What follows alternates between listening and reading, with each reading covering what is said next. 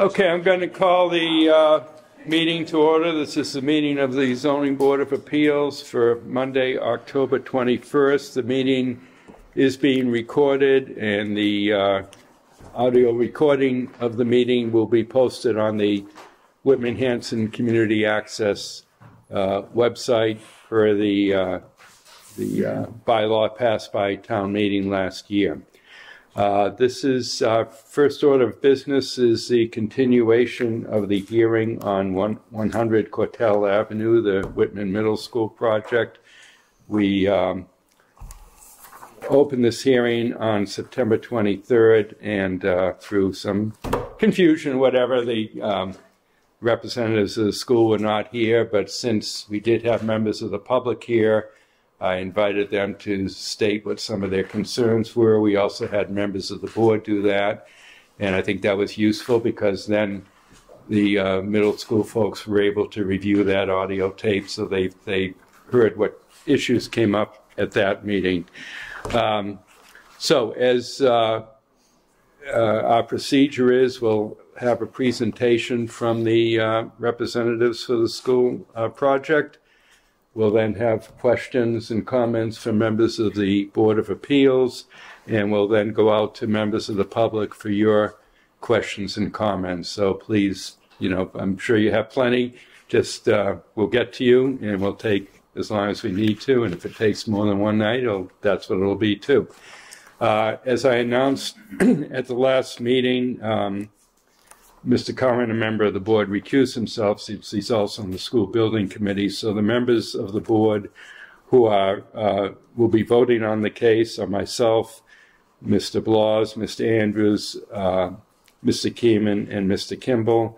Mr. Jones is also a member, an associate member of the board, so he'll be participating in the hearing as well. So before we start, we ask, since this is a hearing, we're taking testimony.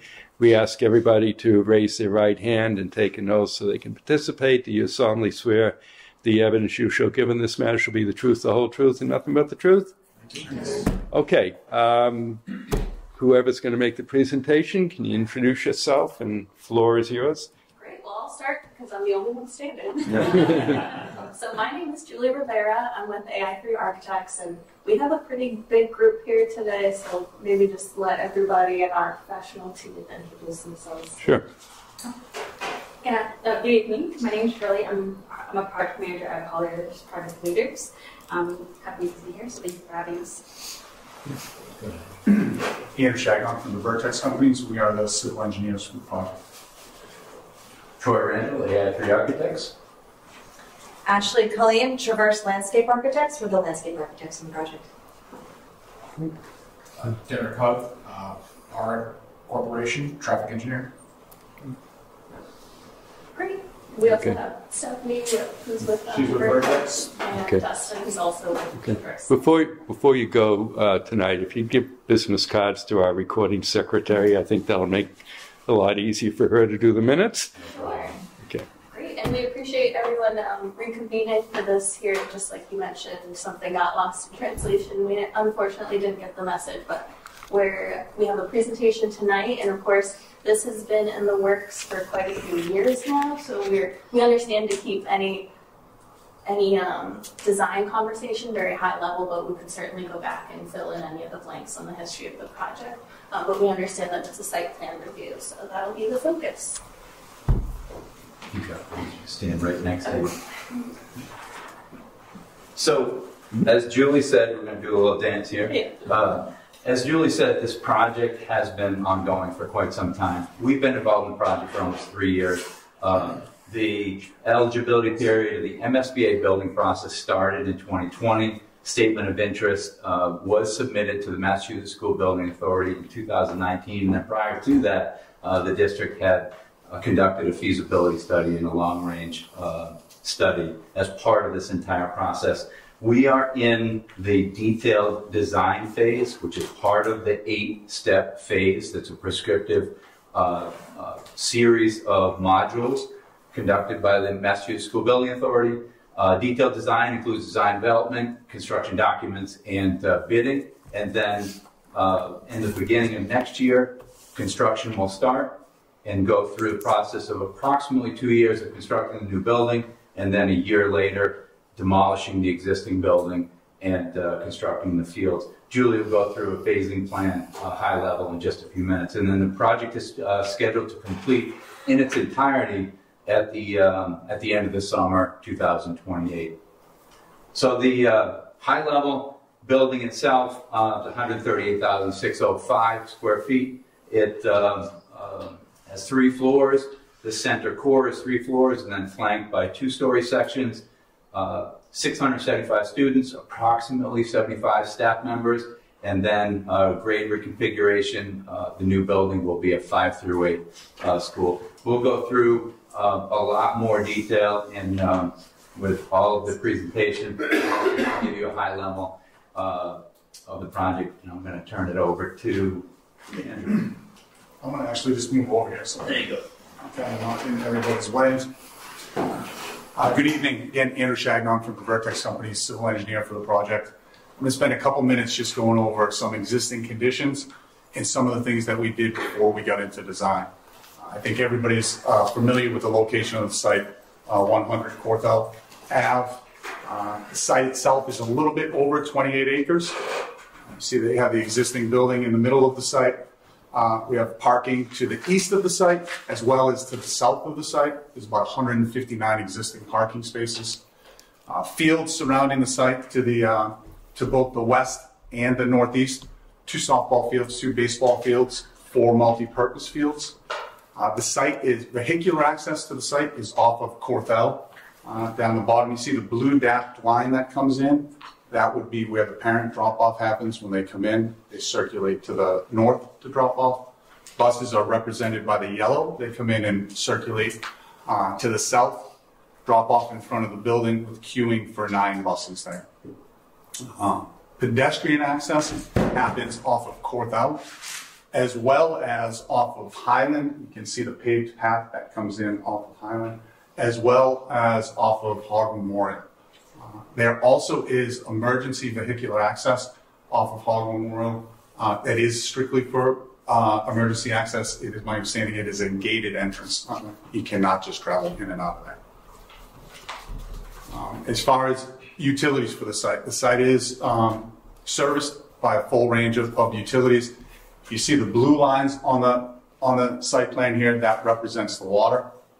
We have water coming out of Hogg, circulates through the site, wraps around the building, and also is looped down to Corthell. Actually enters the building in the southwest corner. And I apologize for everybody if I didn't mention before. North is, if you see the north arrow, it's straight across the plan. To the right? Correct, yeah. North is not straight up. So, site's also serviced by gas and electricity. Both of those come from the Corthell direction through an easement. They're represented by the red line as well as the yellow lines. Also out to gas, out to Hogg. Both of those enter the building in that southwest corner of the building also. The site is serviced by sewer. That's represented by the orange line that you see.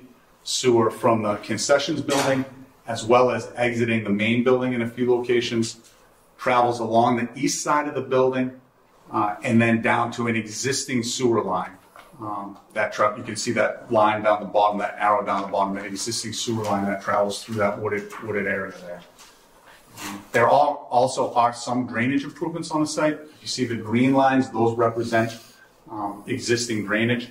The large line, double lines on the east side of the site, that's actually 2 culverts that convey an historic stream through there. The other lines collect drainage around the site through catch basins.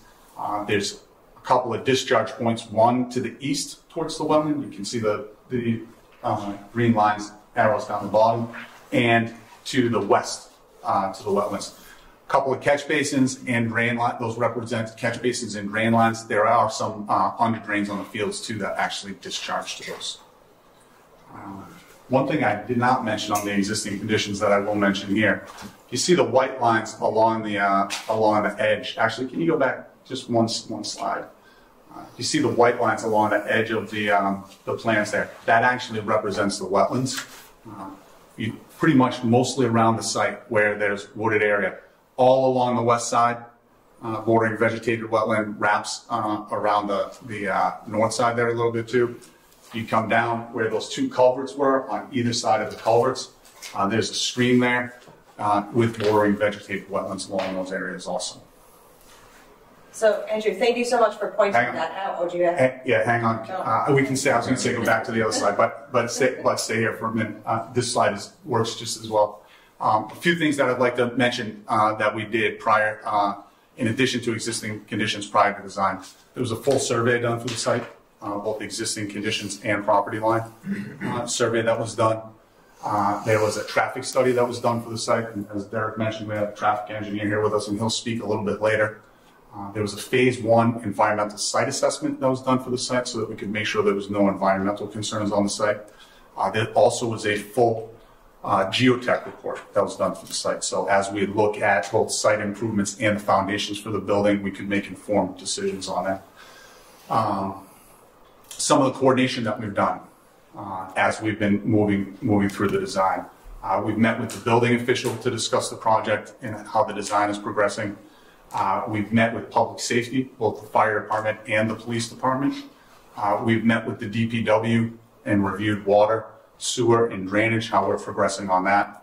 We're unable to meet with conservation because my understanding is you don't have a conservation agent right now. However, we have actually submitted our initial submission to the Conservation Commission. I think we're going to need a notice of intent here. That's been submitted to the commission. And in fact, we've been coordinating with DEP.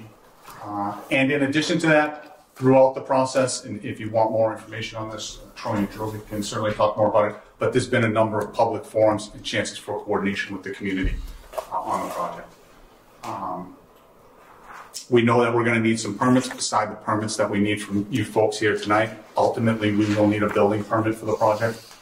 As I just mentioned a minute ago, notice of intent from the Conservation Commission. We will need, once there's a contractor on board, we know that we'll need a NIFTY's general permit for stormwater, as well as, we anticipate that there'll be some local water and sewer permits. So that's kind of an overview of existing conditions and the work that we did kind of leading up to the design and coordination that we've done. Great, and thank you. I wanted to stay on this first slide because I think this really gives you a feel for some of the constraints that we were looking at when we located the building. So you can see we have environmental constraints with the wetlands wrapping a good portion of the site. You have the existing buildings, and then we also have the desire to maintain the ball fields in place in their current configuration, as well as the fields, the multi-use field located all the way to the north. So as we started to locate the new structure, we were limited to really one logical area, which was pushing the building towards the back of the site. Well, what's really nice about this configuration, and I think got us really excited, is prior to this, all the fields were in different areas, and now you have this great opportunity to locate all of these fields towards the front of the site, creating a really great arrival experience for people coming in. You come in the new driveway, you're flanked by fields on each side, and it's fantastic for use by the schools as well as for the community too. So within this site plan, you'll see bus drop-off and cars still come off Corthell Ave, come straight in. Buses loop around this new multi-use purpose field. And then cars will go to the right, they loop around and then out. I should also note, we have relocated all fields on site, so the same configuration or the same number of fields you have currently, you will have in the future, and actually improved. The new multi-use field straight in the middle is a much larger field than you have today. Ball fields are staying as they are, and then there is emergency access off of Hub Memorial Drive. However, that will be gated, similar to as it is today. I also want to note that when you look at the perimeter of the site, because we're surrounded by wetlands and you have this great existing vegetation around you, we're actually not modifying any of the fringement off of that cleared area. So we're well within the lines of what's already been disturbed. Parking has been really strategically located, some towards the front of the site where you see the new multi-purpose fields, and then also located up towards the school interior where we see staff visitor parking, where you'll see that number for 38, and then 53 is another larger staff and visitor lot. Parking will still remain where you see the number 41 parking spaces. This parking lot exists today, and that will just be improved with a new island, and that will still maintain access for the fields. The concession building will remain in place and just be rehabbed, so that's another great asset. And then we're also including a natural walking path wrapping in and around the site too. Within the site area, some other great amenities that we'll touch on lightly: outdoor classrooms, new basketball court area, courtyard in the center. And then what I'm really excited about is this eco classroom here. It's a covered gathering area that'll be an outdoor learning space, outdoor pavilion, but I feel like this is going to be heavily used by the school and also great because it's located next to the fields too. So as we go through this quickly, before we jump, I think, to some of the utilities, I also wanted to mention we did hear some comments about buffering around the site. We also heard some comments about the walkway connecting from Highland Ave. That walkway will remain in the exact place. The only adjustments or change on our side is that with the new school right at the property line, that walkway will be cleaned up, but nothing else is changing off the property line whatsoever. In terms of buffer, the existing vegetation will remain entirely around the site, and we are actually improving some of the buffers where there's wetlands. You know, it's a little bit cut off here, but where Corthell comes in, there's parking spaces off that side drive, which are really right on a wetland setback. Those are being removed, relocated interior to the site, and that entire area is being revegetated. So I think environmentally, there's a lot of great modifications here too. Do you want to talk a little bit about proposed utilities? There are some changes here, although nothing, I think, major. Again, the blue, as you look around the site, is the water line. We will still come off our memorial with the water line. It will still circulate around the building and the fields. However, we've been requested by the town to no longer have it connect to Corthell through the pedestrian easement that Ashley was just talking about. They've actually asked us to connect that to Highland. So that will be one change to the utilities. Another change that you might notice is that there's no yellow on here. There's no gas. We'll no longer have natural gas served to the site. Continue to have electricity. It will be served exactly where it was before. You see that red line that kind of stops as it goes to the east. That's where it connects back into the existing line that's there. Sewer exits the building in a number of different locations, but ultimately comes back to what was the existing east side of the building and connects into that existing sewer line. That's to the east in the wooded area there. I would say one of the biggest changes is the drainage on the site. So in the existing drainage scheme, there's no water quality improvements. Really, water just collects in catch basins and then discharges directly to the wetlands. So when you look at the green lines on here, these represent where we'll be collecting stormwater from. Where you see the green rectangles on the plans, those are actually underground detention ponds that will be used to treat the stormwater. There's also a number of surface features, bioswales, and things like that. We're trying to achieve two things here, and our design does achieve those two things. Number one is we want to make sure that there's no increase in peak discharge off of the site. Drainage will continue to discharge. Both, you can see the arrow off of the softball fields. It will continue to discharge at a point to the west as well as a point to the east. You can see down at the bottom.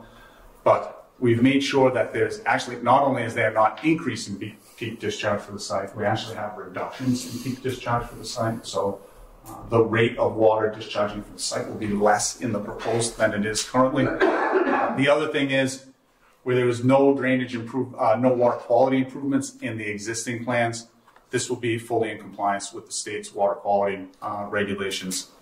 That is part of the information that has been submitted to the Conservation Commission, and they'll be reviewing before they approve us. Next. So before we move on, we just wanted to give you some visuals of what the school will look like, and I think some of these also speak to some of the concerns prior to. So up here you have your overall plan where you can see the bus stop, this entry plaza that services both the bus and parents, and then these vegetated islands that kind of wrap in and up, creating a really nice arrival experience for the students and teachers as well as parents. Down to the right, you'll see a zoom in of the courtyard. This is in the outdoor classroom space right here. So this has outdoor seating for the kids. It also has a small area back here. that can be used for passive recreation. There's outdoor vegetable gardens. And then we have some also other classrooms tucked here in the back, which has a nice overhang to it. And again, serves as a great breakout space for the school. Basketball, there's a half basketball court located on this side next to the gymnasium. And I also wanted to provide, unfortunately my image does not go as far, but there was a question on service and what those dumpsters would look like. So these are actually lower, I think by about 4 feet, and there's a loading dock, but these two dumpsters here will be fully screened in with vegetation on the sides, and the way they're angled will eliminate views from the roadway. In terms of planting, there's a fairly robust planting plan for the site. We have many shade trees going in. I think just a select amount of them are shown here. The parking lots will be fully compliant with zoning ordinances, and we have new street trees going along all the entrance drives, as well as some ornamental trees going into the front of the building for shade, and then the outdoor classroom spaces as well. And then, to what Andrew said before, we do have some bio-retention areas. Those areas will be planted fully with natives, meadow-mix, habitat-creating plants, which is a great piece. And then again, just a little blow-up of what this area is going to be here, this outdoor classroom and pavilion. Again, that's surrounded by meadow plantings, and then the pavilion sits right in the center of it. So our lighting consultant is not with us tonight, but we did want to present some information on lighting. And 3 pieces of information that they asked us to convey. Number one is that the lights are motion sensored lights. So when there's actually no motion in the parking lots, the lights actually dim down to 50% of their capacity, and it's only when a car comes in that the lights light up. They also wanted us to mention that there is zero uplight from the lights, minimizes any impacts, visual impacts from off the site. And then lastly, that there's no spillover from the site off of the sidelines. I know that this is a little bit hard to see, but if you don't have it already, we can get you a copy of the photometrics plan so that you can verify that. And Andrew, before you move on, I want to make one quick comment that I didn't mention before. There is an emergency roadway that wraps the back of the building. This is a combination of asphalt, so it appears like an asphalt walk that's about 10 feet, and then it's flanked on either side with turf, a turf pave, so it appears as grass. But I think what's important here is that this access is blocked off. This is strictly emergency, so you will never have cars wrapping around the back of the building. I believe, Derek, that you're up next to talk about traffic.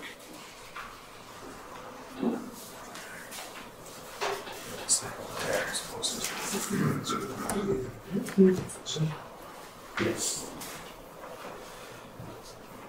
All right, again, my name is Derek Houghton with Park Corporation, and did the traffic study. We did this back in 2022 for the renovation and additions to the school. We underwent a pretty comprehensive data gathering effort. We took traffic counts along Temple Street, at Bedford Street, and at Corthell. We did that right before school ended in 2022, in June of 2022. We did those counts from 7 to 9 in the morning and 2 to 6 in the afternoon, so that way we could catch the morning arrival peak, the afternoon dismissal peak, as well as the afternoon commuter peak hours along Temple Street. In addition, we did a tube count right near the intersection of Temple Street and Corthell, so that way not only do we have traffic volumes, but we also got truck, heavy vehicle percentages. We also got traffic speeds along Temple in the neighborhood of that intersection. Once we had those speeds, we did a review for safety purposes. We did a review of the sight distance at the intersection of Corthell and Temple. We found out that the sight distances there exceed any recommendations put forth by AASHTO and other agencies that recommend what sight distance should be at operating speeds. In addition, we reviewed crash data from the MassDOT crash portal along Temple Street, and we found that the intersection of Temple Street and Bedford Street had a somewhat higher crash rate than average. However, most of that data didn't take into account because the improvements to that intersection had just been completed. So it really was reflective of the old geometry, not the current geometry there. So we sort of take that with a grain of salt. But in addition, there were also higher crash volumes than we would expect along Temple Street between Corthell and Bedford. And you know, we did a kind of a site review and a walk up and down the street to try to figure out why that is. And the only real reason is there's nothing geometry-wise that would seemingly create a problem like that, other than the fact that there are just a lot of driveways. There's just a lot of curb cuts between their streets, driveways, single-family homes. It runs the gamut. So there's just a lot of opportunities for conflicts. In addition, we did on-site observations at the school during the morning arrival and evening or afternoon dismissal peak hours, just to get a sense for the circulation patterns at the existing school and to see if there were some problems or issues that need to be addressed. And we do at PAR, we do a lot of these schools. We review the circulation for a ton of these schools, and comparatively, I mean, they're all to some extent organized chaos. But as schools go, this one actually operates pretty well. There's no queuing out onto Temple Street or any of the main roads. Queuing is completely confined to within Corthell in the afternoon. In the morning, it's even less than that because the morning tends to be a little bit more of a rolling operation as kids get dropped off as opposed to the afternoon when they get picked up. And finally, we did capacity analyses at those intersections, Corthell and Bedford along Temple Street, and found that between existing conditions and future conditions, there was no changes in level of service. And that's pretty much it. I think, can we go back just one second? I think a couple things there, maybe just worth mentioning. You know, in addition to the no change in level of service, I think we do end up actually with some additional queue space on site. If you look back at that, at your proposed, maybe we can flip back there real quick. Absolutely. We're significantly elongating the queue just purely because we're pushing the building back into the site. So now you're gaining quite a bit of parent queue length, which I think is going to really help maintaining all those cars on the site. You can see that obviously the bus loop is much more extensive than the other loop. The parent loop is more extensive as well as pushed back into the site. We're eliminating the parking spaces on Corthell on the way in to eliminate conflicts that people are trying to get in and out of there. So, and in addition to that, we're going from 159 to I think 187 on-site overall parking spaces. So I think they're great information that there's not a change in level of service and that we did not see any unusual conflicts out there, but actually in the civil engineering team certainly have worked together to try to make improvements onto the site so that the situation can only get better.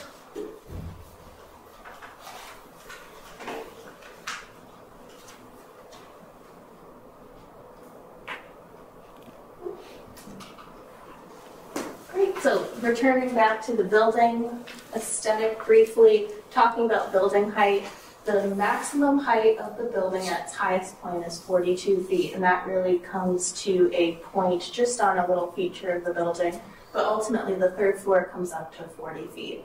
So we recognize that that's 5 feet above that residential zone height of 35 feet. The blue line here is the outline of the existing building, so you'll see the majority of the first and second floor actually comes right up to the height of the existing building. The materials of the building are primarily this reddish colored metal panel and then paired with a manufactured limestone in appearance, so any concerns of glare wouldn't really affect the material selection here. They're just a lot darker, and the way that the sun is moving around the site, any glare from the building, not that it is expected, but would be away from any of the abutters. Taking a look at the site overall, Ashley had mentioned how it really improves the campus to be a lot more open.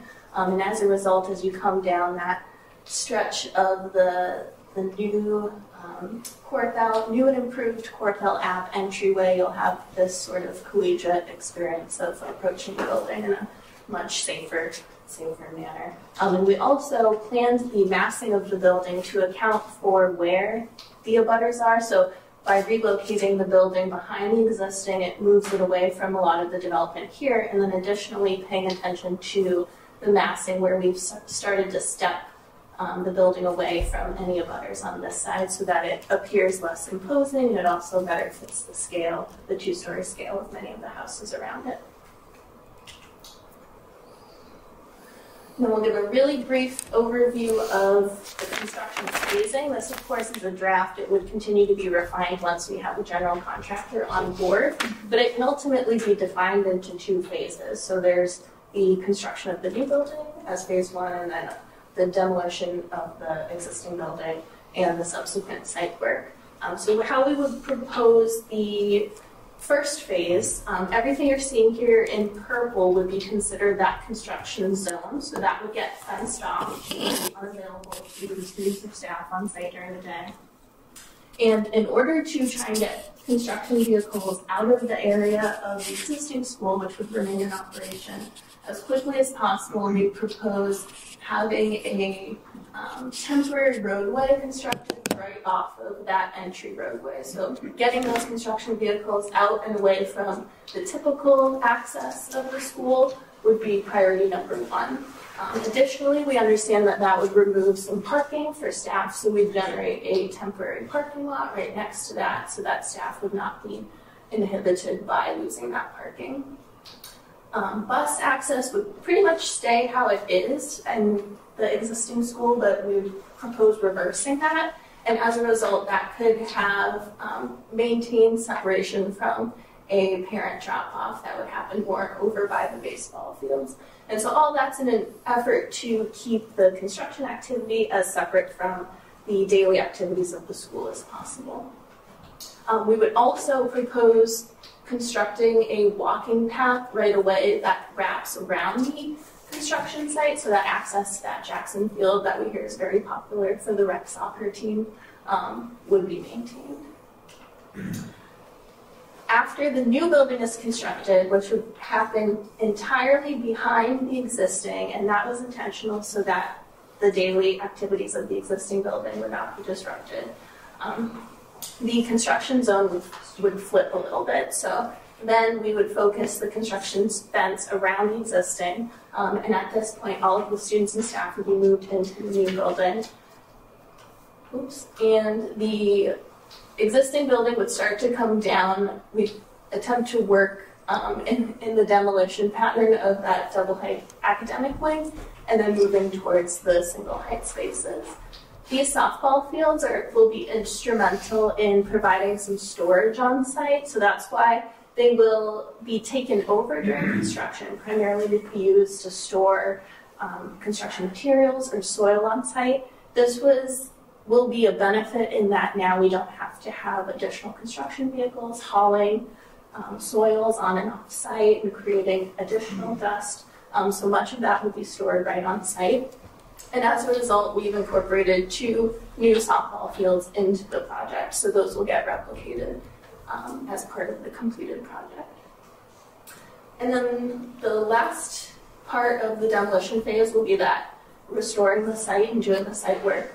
And so this area, the construction zone will be limited to this area for the most part, where it's doing the installation of those new recreation and multi-purpose fields.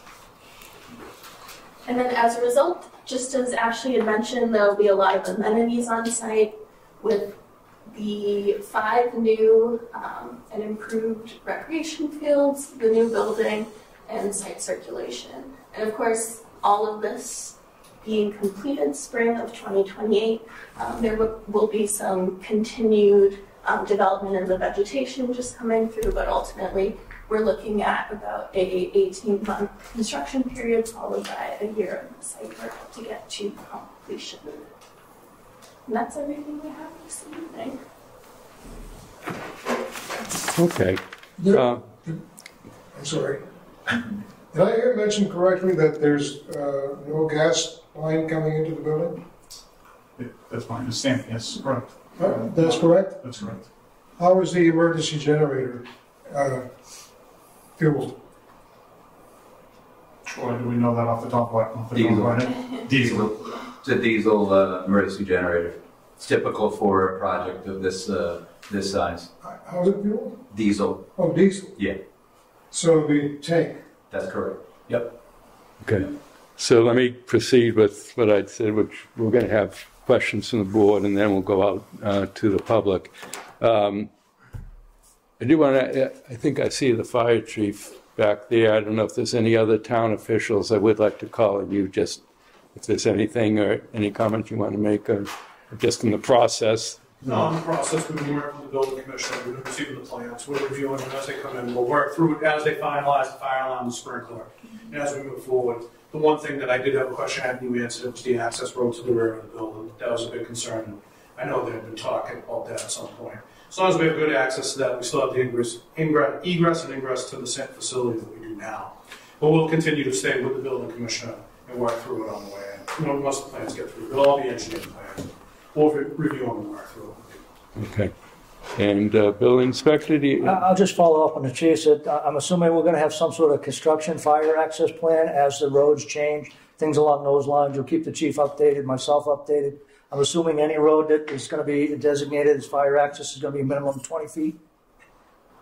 Yeah, and all of that, once the contractor is on board, a very detailed phasing plan with signage, with both educational student signage, as well as site signage, emergency signage, will be developed as part of that process. Yeah. And Mr. Chairman, I'm going to hold my building code questions. At this point, I'm not going to get into that at this meeting, but I do have other questions that I can follow along with if I don't get an answer as the board speaks about it. okay. And before I go to the other members of the board, the one question I did want to get an answer to, can you explain what the schedule is with the Conservation Commission and what that process will be? Because I think a lot of the people here will be interested in that as well. So we have already submitted them. Stephanie, do you know when our hearing is scheduled for? It won't be scheduled until after this meeting. So. Okay. They were waiting for us to have our initial meeting with you before they would schedule a meeting with us. Okay. We would anticipate as soon as they schedule it, we will be at their meeting. We will make a presentation similar to this, more focused on the wetlands, take questions and provide additional information as we can. Did mention it also will be approved by DEP. DEP has a copy of the plans and the calculations already, and we have them in contact with them. Okay. And do abutters get notice of the Conservation Commission? They will. Yep. Okay. So I just want that out there. If we submit it for a notice of intent, right, Stephanie? Yeah, they definitely will get. They will be all abutters will be notified. Okay. All right. Then we go to, I guess, to members of the board for comments, questions.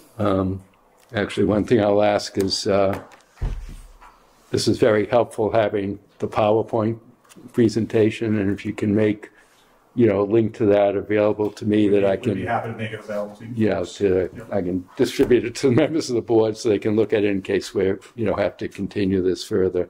I think there's a lot of information presented in a short time, so I think that would help. Yeah, I just would also mention that a lot of this was high-level information on purpose, kind of graphical, so that it was easy for everybody to see. Right. Certainly any detailed information, if you were to look at the presentation, somebody wants more detailed information on that, it is in the plans, but we'd be happy to provide kind of breakout information if that helps. Yeah. All right. Mr. Andrews? I have a couple of questions.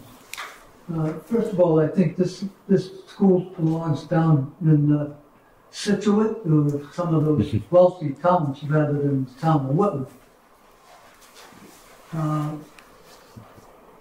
As it has to do with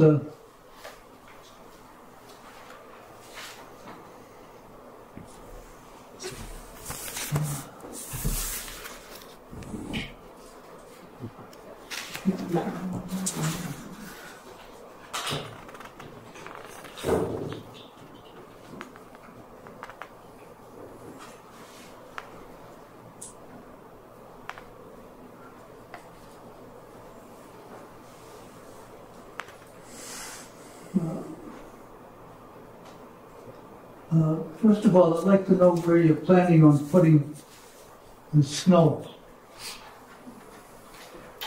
We're going to be having lots of snow now to make up for the years that we haven't had it. Maybe you could put, if you could put up, Provide a snow storage plan if you'd like. I was going to say, if you can put up, yes, whatever plan shows the finished school, so we. Do you have any idea where you're going to put the snow? Are you going to remove it from the site, or are you going to? I do not believe, no, it will not be removed from the site, right? It'll be on the edges of the parking, on the edges of the field, the landscape areas that are there. Like I said, if it's helpful, Ashley and I could develop a snow storage plan. We can show you the locations where we would propose storing it. You know, I would say in an extreme winter, if there was an extreme winter, you know, we've had plans in the past, which what happens is we store the landscape areas where they're available away from the wetlands, right? We don't want to be pushing snow into the wetlands. If we exceed the areas where you have landscape areas for them, then generally the school would designate some of the least used parking spaces and start storing in those spaces. You know, I'm not aware that we've ever had somebody remove snow from a site in the past.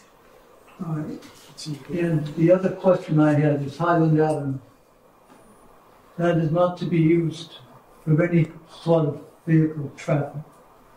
That is certainly as part of the school design. That is not designated for any vehicle traffic to the school design. I believe also as far as any kind of construction phasing and things that we will get from the contractor, that will be off limits to the contractor also. That will be. There should be no vehicles used on that. And it has to either be left the way it is, or it has to be put back the way it is. That The pedestrian access? exactly as it is today. We're just fixing the portion within the There is no reason to have any vehicles going up and down that street. That's not the intent of this design. Okay. That's all I have right now. Okay. Mr. Keeman? My question is on softball fields. You're going to store, is that for all the dirt and stuff that you digging up and everything else? And how much of that do you anticipate reusing? Because I would imagine some is going to have to be trucked out of it. Yeah, I can talk a little bit about that. You know, not something that we can answer 100%, right? A successful contractor is going to approach this in a certain way. I will tell you this. There will be some removal of materials from the site. We do know that there's still on the site. Not all of that soil will be reusable on the site. Generally, what we see is contractors come in, they try to do some blending and mixing to the extent that they can so that they don't have to import all of the materials. I would anticipate that you will see soil materials stockpiled back there.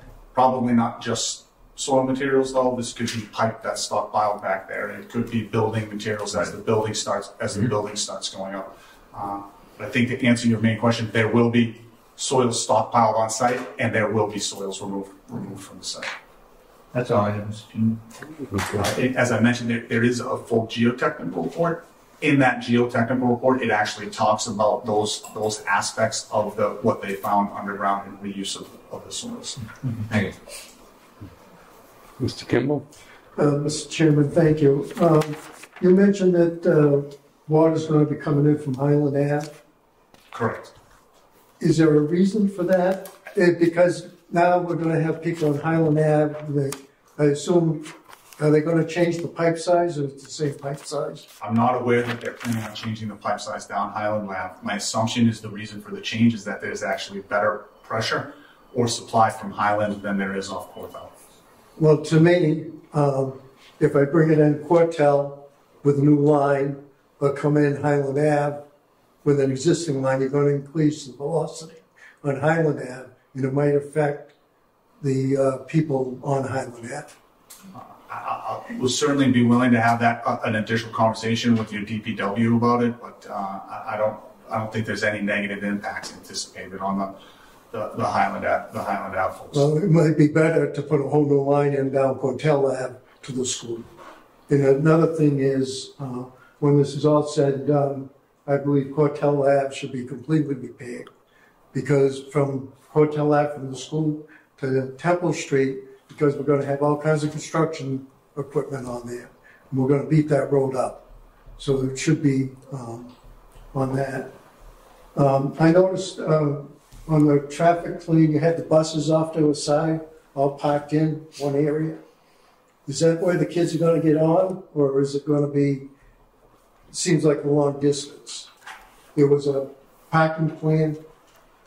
Yes, so the buses are designed, we anticipate 9 buses, and they're designed to be stacked right up along the entry plaza. So, I mean, if we go back. Yeah, right there. So, this entire area here, we anticipate buses probably starting stacking here and wrapping down like this. And this entire area here is the entry plaza. You'll have parents dropping off there as well, and that's where kids will circulate up. But we certainly don't intend them to be, moving all the way down here. In which direction the bus is going to be going? You said you were going to reverse it, but what it is now. That was just during construction. Just during construction. Okay. Could you go to a further slide up, further on, keep going? Maybe backwards? To the end of the presentation. This guy? No, that's the front. That's a, right, see, right, go to the back. We got a delay on this guy. See all the buses parked there? Why is that represented there? That's the existing, the blend within the proposed, it's a layering of the existing aerial with the proposed aerial.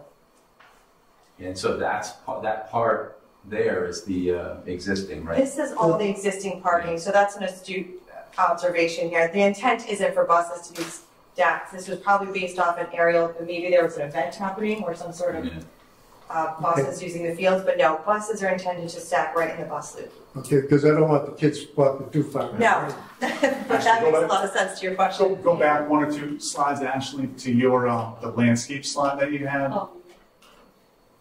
One, that's a representation of what the buses will be stacking like. You see the upper left-hand image there. And at no time anything is going off Hog Memorial, construction-wise. Nothing should go off. That's not the intention. That is not my understanding. That is not the intention. There's no access during construction or after that. Well, it should be an assumption. It should be. That's my understanding, not an assumption. I think Troy, do you have any? No, that's exactly right. No, there is no intention of. The intention is one thing. There should be no. Yeah, if that's the plan, we will be writing a condition which says Hog Memorial Drive is not to be used for access to the site. More than happy to entertain that condition. Okay. That sounds like a perfect condition. Okay. Okay, it's my last comment is you're taking out some parking where you go into the school now, right off Cortell Ave. And you say you're replicating some wetlands there?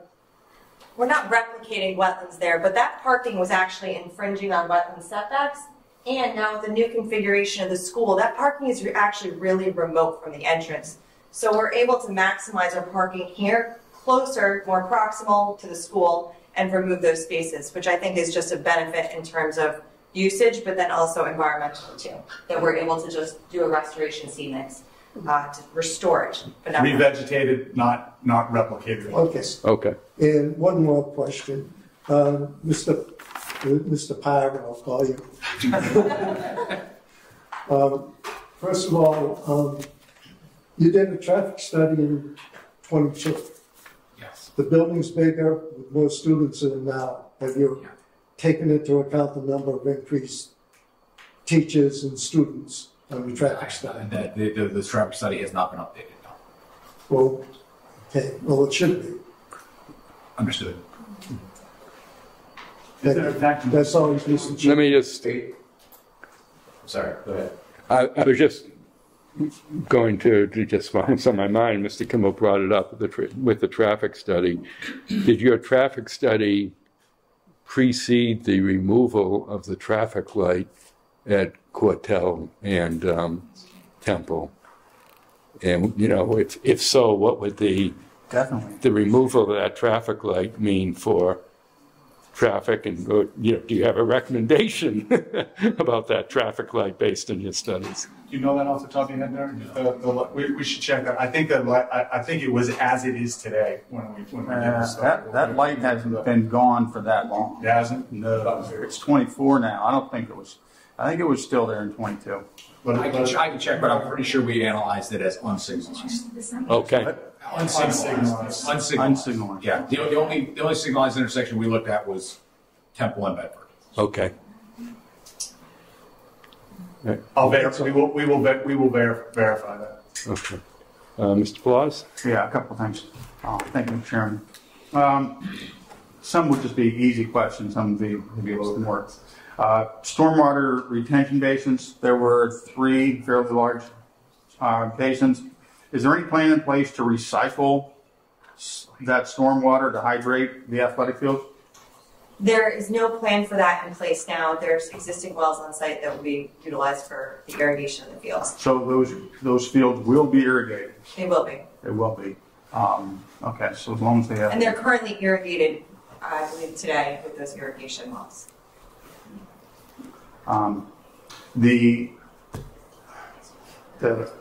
Where you're going to place the new school, if my memory serves me correctly, that area is lower and wetter than where the school exists today. So from an elevation standpoint, what's the difference? What's the building in the current versus the as-built? How much fill are you going to have to bring in? This is my big question. Talking 3 feet of fill, 10 feet of fill? I don't know finished floor elevation comparison off the top of my head, Troy. It is, definitely we have looked at making sure how the existing grades coming in. I do believe that the building is up a little bit over those grades. We also will be adding drainage around those areas. Let me verify for you what the elevation between existing finished floor and proposed finished floor is. Because that will certainly affect the ability of the site to absorb rain and not transfer it to the adjoining wetlands and potentially neighborhoods. Yeah. And just to elaborate on that quickly, I don't have the exact finished floor elevation off the top of my head, but there is a very low wall that's installed right along that back edge that is elevating everything by, I think, about 30 inches at minimum there. That's as part of construction. Mm-hmm. Exactly. Speaking of that spot back there, the emergency road behind the school, how will emergency vehicles access that road? There's a gate here. And how do they? There's a gate here. The gate's going to be locked? That can be up to management. It probably will be locked with a padlock or something like that everyone has access to. So fire, police, they will have access to that gate. Would that mean every fire truck has to have keys? Every fire truck? You have the keys that go on the side of the building with the fire department. But they're not going to use the name. They're talking padlocks. So let me ask the fire chief. Let me ask, why don't we have the fire chief respond to that? So what we do in this community, we have Knox boxes on every building. Sure. Every fire truck already has the keys on it. Those padlocks that go on the 5 side of it will be key to like with all those other keys. So we already have those keys. So the keys to the front door of the school are going to be keyed to the padlocks? No. Okay, so where's the key? The Knox box locks. So we have boxes on buildings. I understand. The access that gets right in. Right. The padlock that goes on the gate is key to light to those Knox boxes. Oh, it's so it's the Knox box key. Okay, so that's one. All right. Okay, so, that makes sense. All right. Thank you. Because I would say otherwise, everybody's going to use that. Construction mitigation. How will construction vehicles access the site? I guess you brought up that a little bit during the slideshow. How will student safety be ensured? So you've got Corthell Avenue being shared by, and the intersections being shared by parents, by walking students, by big construction trucks, by laborers, buses, and you've got potentially 600 kids. So how do we, and the timing is going to be overlapping, both exiting and in the morning. Right. So how do we ensure the safety of the children? So there are multiple layers. The first is this is a preliminary plan that has been developed with the input of the school administration and the school leadership. It's been discussed with some of the with fire, with police. That being said, it's a preliminary plan. Once the contractor's on board, then everybody needs to convene again and then develop an exact plan on timing, on whether it's daily timing, sequencing, signage, emergency signage, regular signage. That plan then gets put into effect, and on a daily basis, the contractor, the OPM, will be in communication with the leadership team, the school district leadership team, as well as the local officials, in order to make sure everybody's in the same communication and everybody's coordinated. There are multiple layers regarding noise, dust control, sequencing of and timing of trucks coming in and out when there are blackout dates. Fencing access. Fencing access. There's detailed provisions within the specifications requiring all those components, and then that enforcement is done on a daily basis. Yeah. So what I'm hearing is there will be a plan, but it doesn't exist today. This is the preliminary plan to show generally. That's a layout. That's just a layout. That's right. In addition, we'll have on-site representative from the construction management that will be there on a daily basis to be the representative as well. Mr. Chairman, I'd recommend we put in our decision that there be a formal, some type of formal plan to ensure the safety. Right, and approved by police, fire, and so forth. Yeah. Since you have this slide up here, I kind of missed it before, can maybe using the your pointer, just what is the flow of the construction vehicles going to be into the site? That wasn't clear to me. So yeah, the construction vehicle access is here with from Corthell Ave into the site, and then there's a temporary drive that's going to peel off as early as it possibly can here along the access road and enter the site right here. Okay. There's an emergency, there always need to be an emergency secondary access, and that's located here into the site as far as the construction site.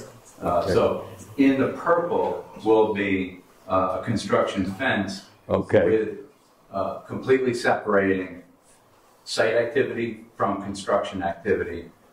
It will have a screen on it, so to keep some visual separation as well, so you can see that, and that also will be exactly defined on pathways, the exact location of the fence itself, and entry points. So those will move around based on additional coordination with the general contractor. Okay. So that you can see the construction fence will go around the perimeter in this purple area.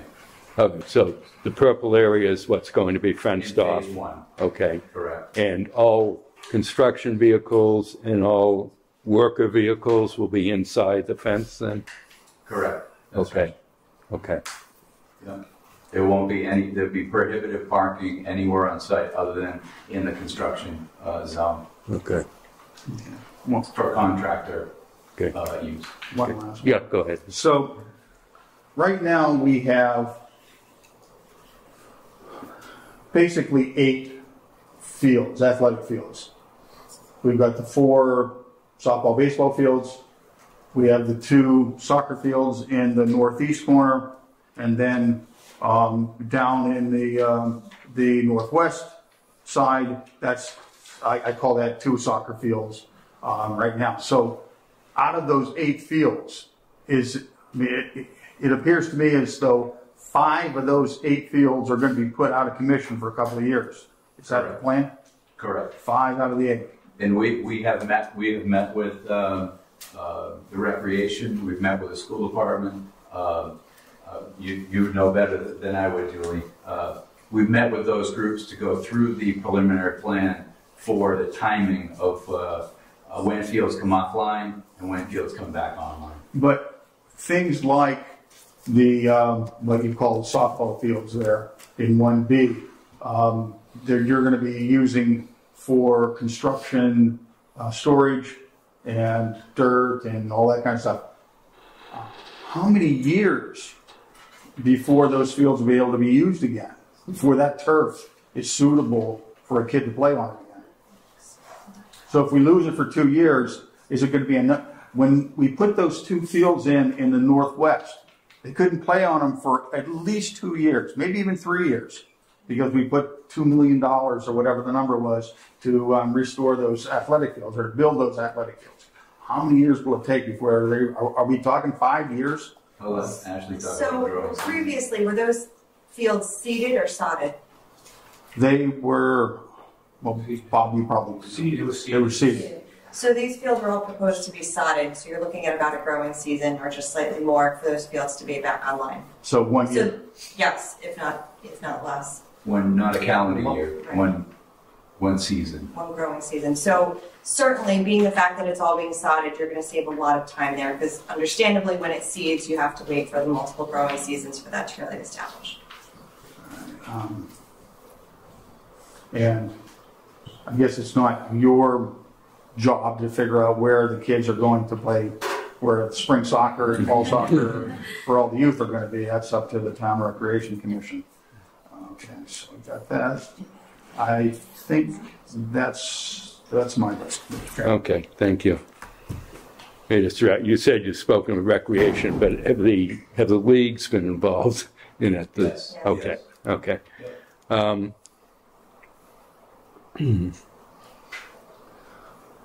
Yeah, I'll be kind of jumping all over the place. So the existing pedestrian access easement from Highland Ave, with the, that's a good one to have up. I think with the new. Sorry. Whoops. Sorry, this delay here. There you go. My question, I'll ask my question, then you can decide what one you need up. Okay, so on this one, we can see the pathway from the side of the existing school going out towards Highland Ave. And there's no roadway there, there's no parking there. Can you put up the new school and what that's going to look like? Okay, so where is the access to Highland Ave on this one? Because the existing building is the red line, you can see Okay. the location. So, There you go. okay, so my question is ensuring the safety of do the kids have to walk across parking lots from the school in order to get to that? They got to walk through the construction zone. Yeah, that's it. So there is a crossing proposed. Students will walk this way, and then there's a crossing here. Okay. It's very likely, and this could also be managed or controlled. This could probably be a staff lot because it's less remote. It's probably not as desirable for visitors in the morning Okay. or parents. So this could be completely managed and be a really solid connection for those students who are walking. All right. And again, say during the construction period, will that walkway be off limits? It probably, at certain times, it would, Okay. but what would need to occur is creating a temporary pathway, similar to what we're doing on the lower section around the field to make sure there's safe access to Jackson Field during construction. But that's all fenced in, though, right? The construction area? So how are kids going to walk through the fenced-in construction area? They would have to go around the construction on the east side, so around Jackson Field, and connect back in and then up. But you're right, that is a fully construction zone, so it would have to come east, south on the page, and then around the field area. Right. And I know that currently, I hear from the people on Highland Ave can speak to this themselves, but there's essentially Highland Ave becomes a parent pickup area for after school. And there's a lot of parents, and I don't know what you can do about this, maybe if there's maybe the improvement in the parent pickup area with the new school will make that less desirable to go to Highland Ave, but it's a real problem on Highland Ave now that parents make use of the walkway.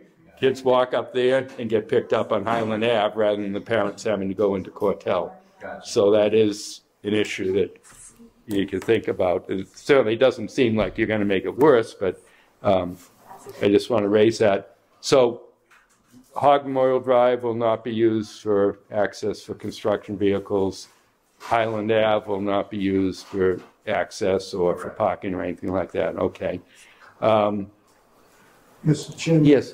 Construction workers won't be parking on Highland Ave. Yeah, construction workers won't park, and they really, as long as you have parking on site, there shouldn't be any reason why would they want to park there and walk in, you know. Yeah. Mr. Chairman? Yeah. Just a comment. That Yeah. Highland Ave is not part of this site plan review, and if they are, that should become a police matter. Yeah. Well, I'm raising it because there certainly has been speculation that you're going to build a roadway down the easement from Highland Ave to the school, so I want to make sure that's clear that that's not the intent. But you will be putting a water line in on the easement, is that correct then? Okay. On the parking issue, for the OPM, I don't want to overextend my bounds here, but I don't think it would be unreasonable if the planning board said, hey, we want to make sure that there's a condition that there'll be no construction parking on highway. Oh, I intend to. And that could get conveyed right in the contract documents. So when the contractors get it and are bidding on the documents, it would say right in there, you can't park in any of the surrounding. You have to park on site, find someplace remote to rent, but you can't park in the surrounding parking the surrounding neighborhood. And is there any reason why there would be a need for off-site parking? At the peak times, there probably would be. Okay. Should the same condition apply to access from Hogue? Yeah, I guess likewise, people might start parking at the end of Hogue. Yeah. And it's the only reason why I bring it up. I think we're happy to have that reflected in the contract documents that's a contract against us, is you are not allowed to have construction parking in Okay. For access. For access. None of the conversations that we've ever had on this that would be allowed or in any way, shape, or form. I think we're happy to have that in the construction. Okay.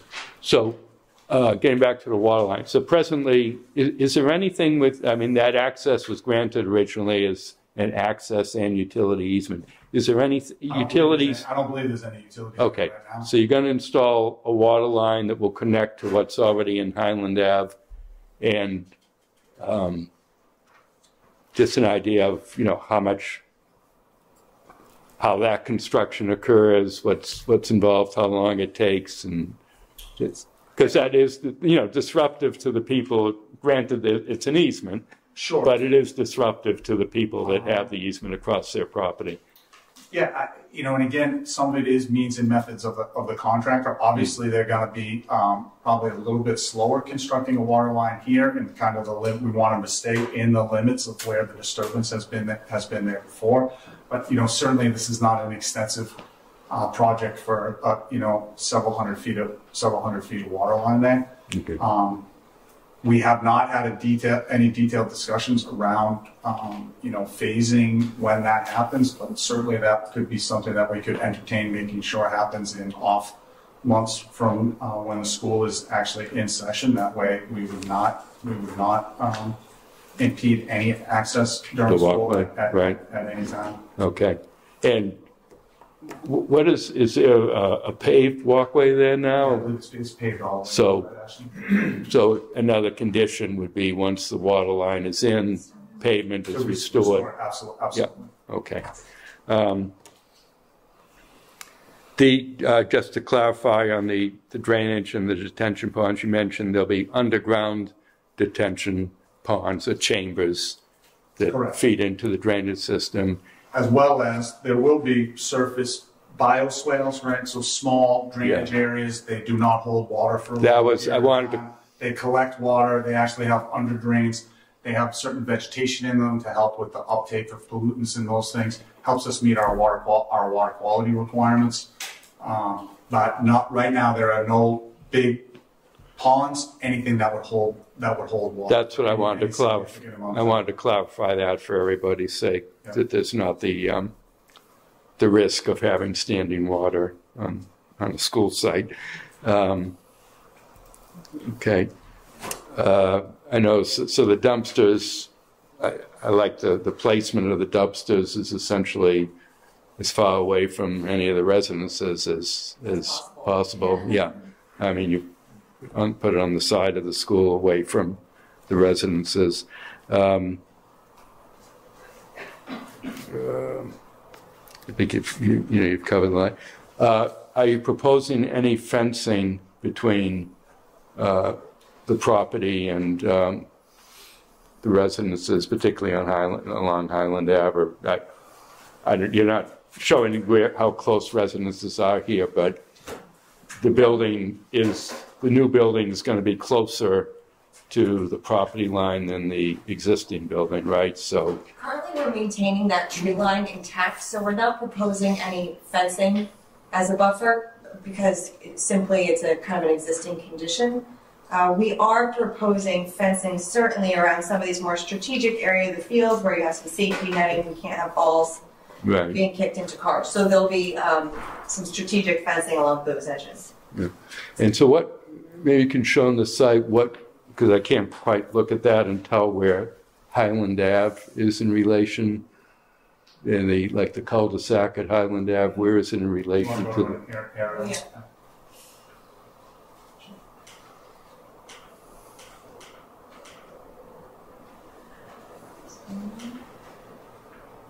I think it shows up pretty well in the bird's eye. That last one is good. Because that shows the house. That shows my house on it. Okay. That buffer right there is my buffer. That's actually my property line. I left those trees in there when I cleared the lot. That's my property right there. And I am the abutter with the walkway. Okay. Okay. Okay. Yes. So can you show the new building? Okay, so this is the walkway right here. Okay.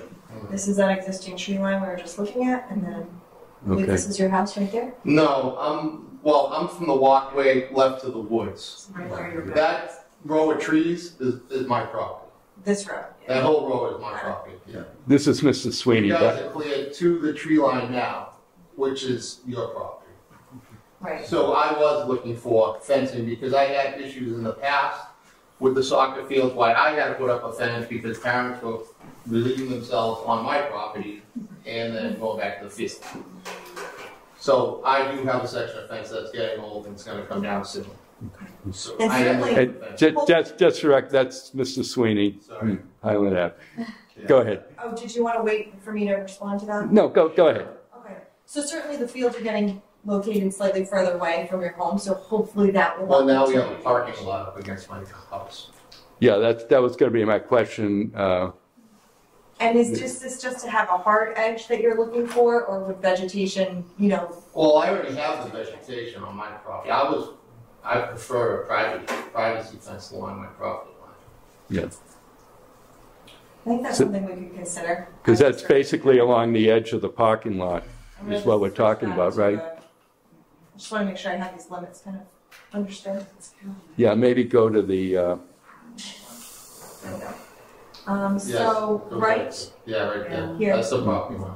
yeah, and there, as you can see, there isn't much room there between the parking lot to the side of the building and the property line, so I don't know how much vegetation you can really put in there. It seems like a fence would make. We didn't add a huge amount of vegetation there just because of the existing canopy, and we wanted to make sure it could survive. Right. We certainly could put some more evergreens along that edge if that was beneficial Keep it grass.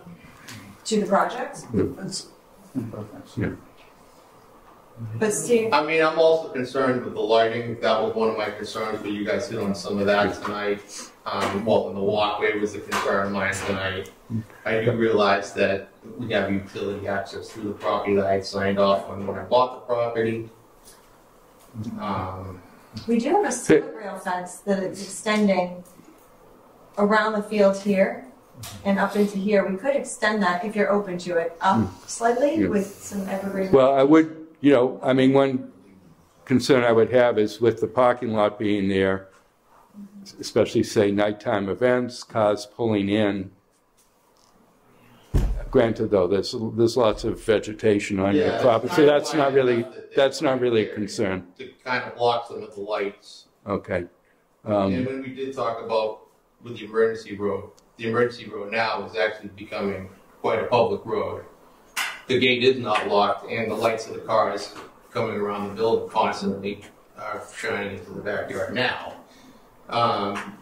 The school is where the fields are now, so that kind of saves the balls from coming over the fence like it used to, but yeah, I don't know. I mean, all right, I prefer some privacy fencing myself. Yeah, and I think to have a clear, again, to prevent people from hopping into the woods, I think some fencing there is. And thank you for bringing that up. I mean, we looked at it like you did with this really great canopy of trees, so you're covered, but we're happy to consider that. Okay. Put a gate in the fence for the kids? Well, there'll be a hole in the fence where the sidewalk is. Well, so they still can get behind the fence? Yeah. So what is the reason for a fence? If I may, it delineates public property and private property. Yeah. And it's a lot harder to go over a fence than it is to walk through trees. When you walk through the opening, you know you're trespassing. Again, I think it delineates the property line. Okay, let me see. Yeah, I mean, I think it's really unfortunate the traffic light was removed at Cortell and Temple Street, but that's not the school's doing, and I don't know we have any control over that. And at post-construction, I'll just turn to the traffic engineer. I mean, post-construction, yeah, you've got some more students here than previously, but it's not going to dramatically change the flow post-construction. The vast majority of the trips in and out of the school are oriented, toward the east, so they're right turns out of the site, which is a lot easier to handle than left turns out of the site. Yeah. I think our main concern is more what's going on during the construction period. And certainly, as you mentioned, sequencing, your typical construction period is, construction days like 7 to 3, and that's going to somewhat maybe the school day is slightly later, and that helps, but that's a problem. It's just coordinating. Having cars and buses and dump trucks all arriving at the same time, I think that's the concern. And this is a far more difficult site than, say, that the high school was, or even I'm thinking of the police station, DPW buildings, other municipal buildings, where you've got long frontage on the main street. And it was easy. We weren't involved with the high school because that's actually in Hanson. But I would imagine that was a much simpler proposition to develop driveways for construction vehicles, because you had all that length of Franklin Street to do it. Here you're stuck with coming in off of Cortell. That's the only way in. And so it's just a more difficult project to manage, is all I can say. But I think, there's probably only so much we can do on it. Mr. Keeman? Yeah. I still have one concern talking about the path from Highland Ave. Now you're taking these kids that are going to come down that path.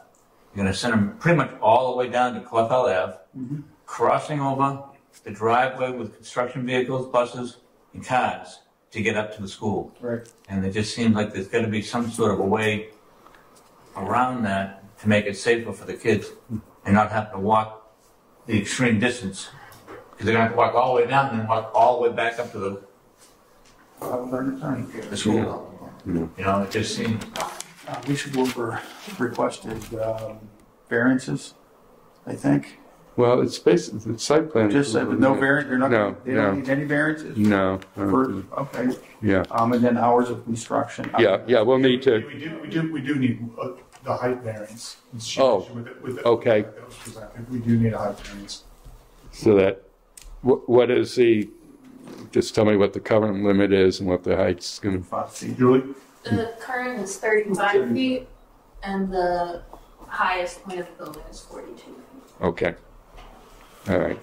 Oh, and speaking of the height of the building, can you talk about what will be on the roof of the building in terms of utilities? There were concerns expressed about noise from HVAC systems and glare from where the solar panels are going to be, and issues about glare. So can you talk about that?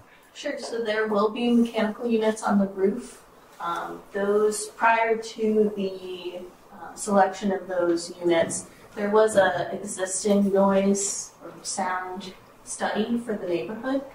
So we won't know the selected equipment until the contractor comes on board, but that equipment will be required to be in line with the existing noise levels of the neighborhood. Solar will potentially be on the roof. It depends on whether or not the building committee accepts that ad alternate at the time of the bid of construction. That being said, all of the solar panels on the roof will actually be directed in the south direction. So, for example, basically towards Hog Memorial Drive. The opposite of Highland Ave. Okay. Glare we touched on. Similarly, Highland Ave would be north of the school, so any glare would be on that southern side. But that being said, the materials were selected to avoid any type of strong glare off of the building. And for the units on the roof, is there going, some projects have come before us with rooftop units, but like a parapet that would reduce any possibility of noise. Is that? Sure, so they do typically have equipment screens. We actually are moving more away from equipment screens because of the shading that they provide. So when a roof has solar panels, those screens will cause shading. So this project, those were eliminated from the project, but that's actually more for visual and not necessarily for sound. Okay, all right.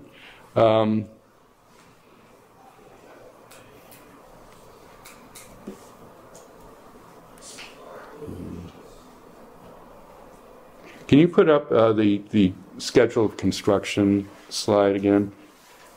Because that went by me pretty fast. Okay, so just to walk through.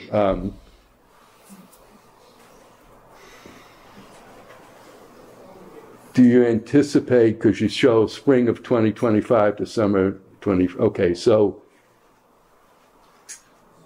you're anticipating during the school year not doing it. It makes it look like you're kind of getting the layout done, but not really starting construction until the summer. Is that the intent of it? Or?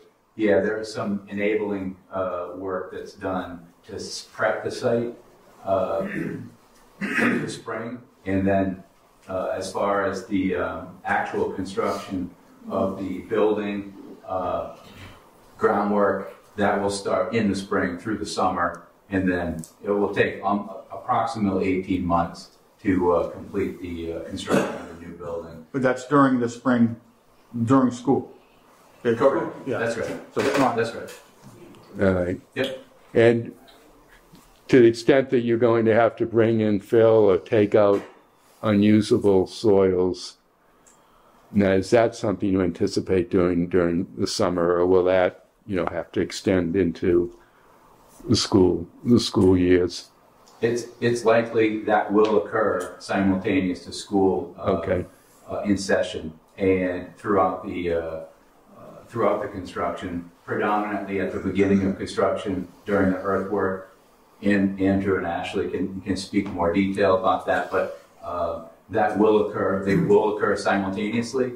It occurs, virtually every project that we have worked on has phased construction on site with the school in operation with a new constructed building, newly constructed building occurring at the same time. Okay. So that will overlap for sure. Okay. And then just go to the next slide then for phase 2. Okay. So after the new school is open, which will be anticipated February 2027, now you. So working with. Yeah. What will the access way to the new school? Because I'm seeing the purple seems to include the driveway or access way to the new school. Yeah. So how will you have traffic going in and out of the new school while you're working on demolishing the old one? Yeah, that certainly will be something that needs to get coordinated in more detail. However, conceptually, this portion of the building you can see here, the transition of students from the existing building into the new building will occur over February break, as we're coordinating with the building committee and the school administration. That was the ideal time based on construction sequencing, construction timing, completion, and the transition of students. So after that, the intention would be to demolish the two-story wing located here, and then have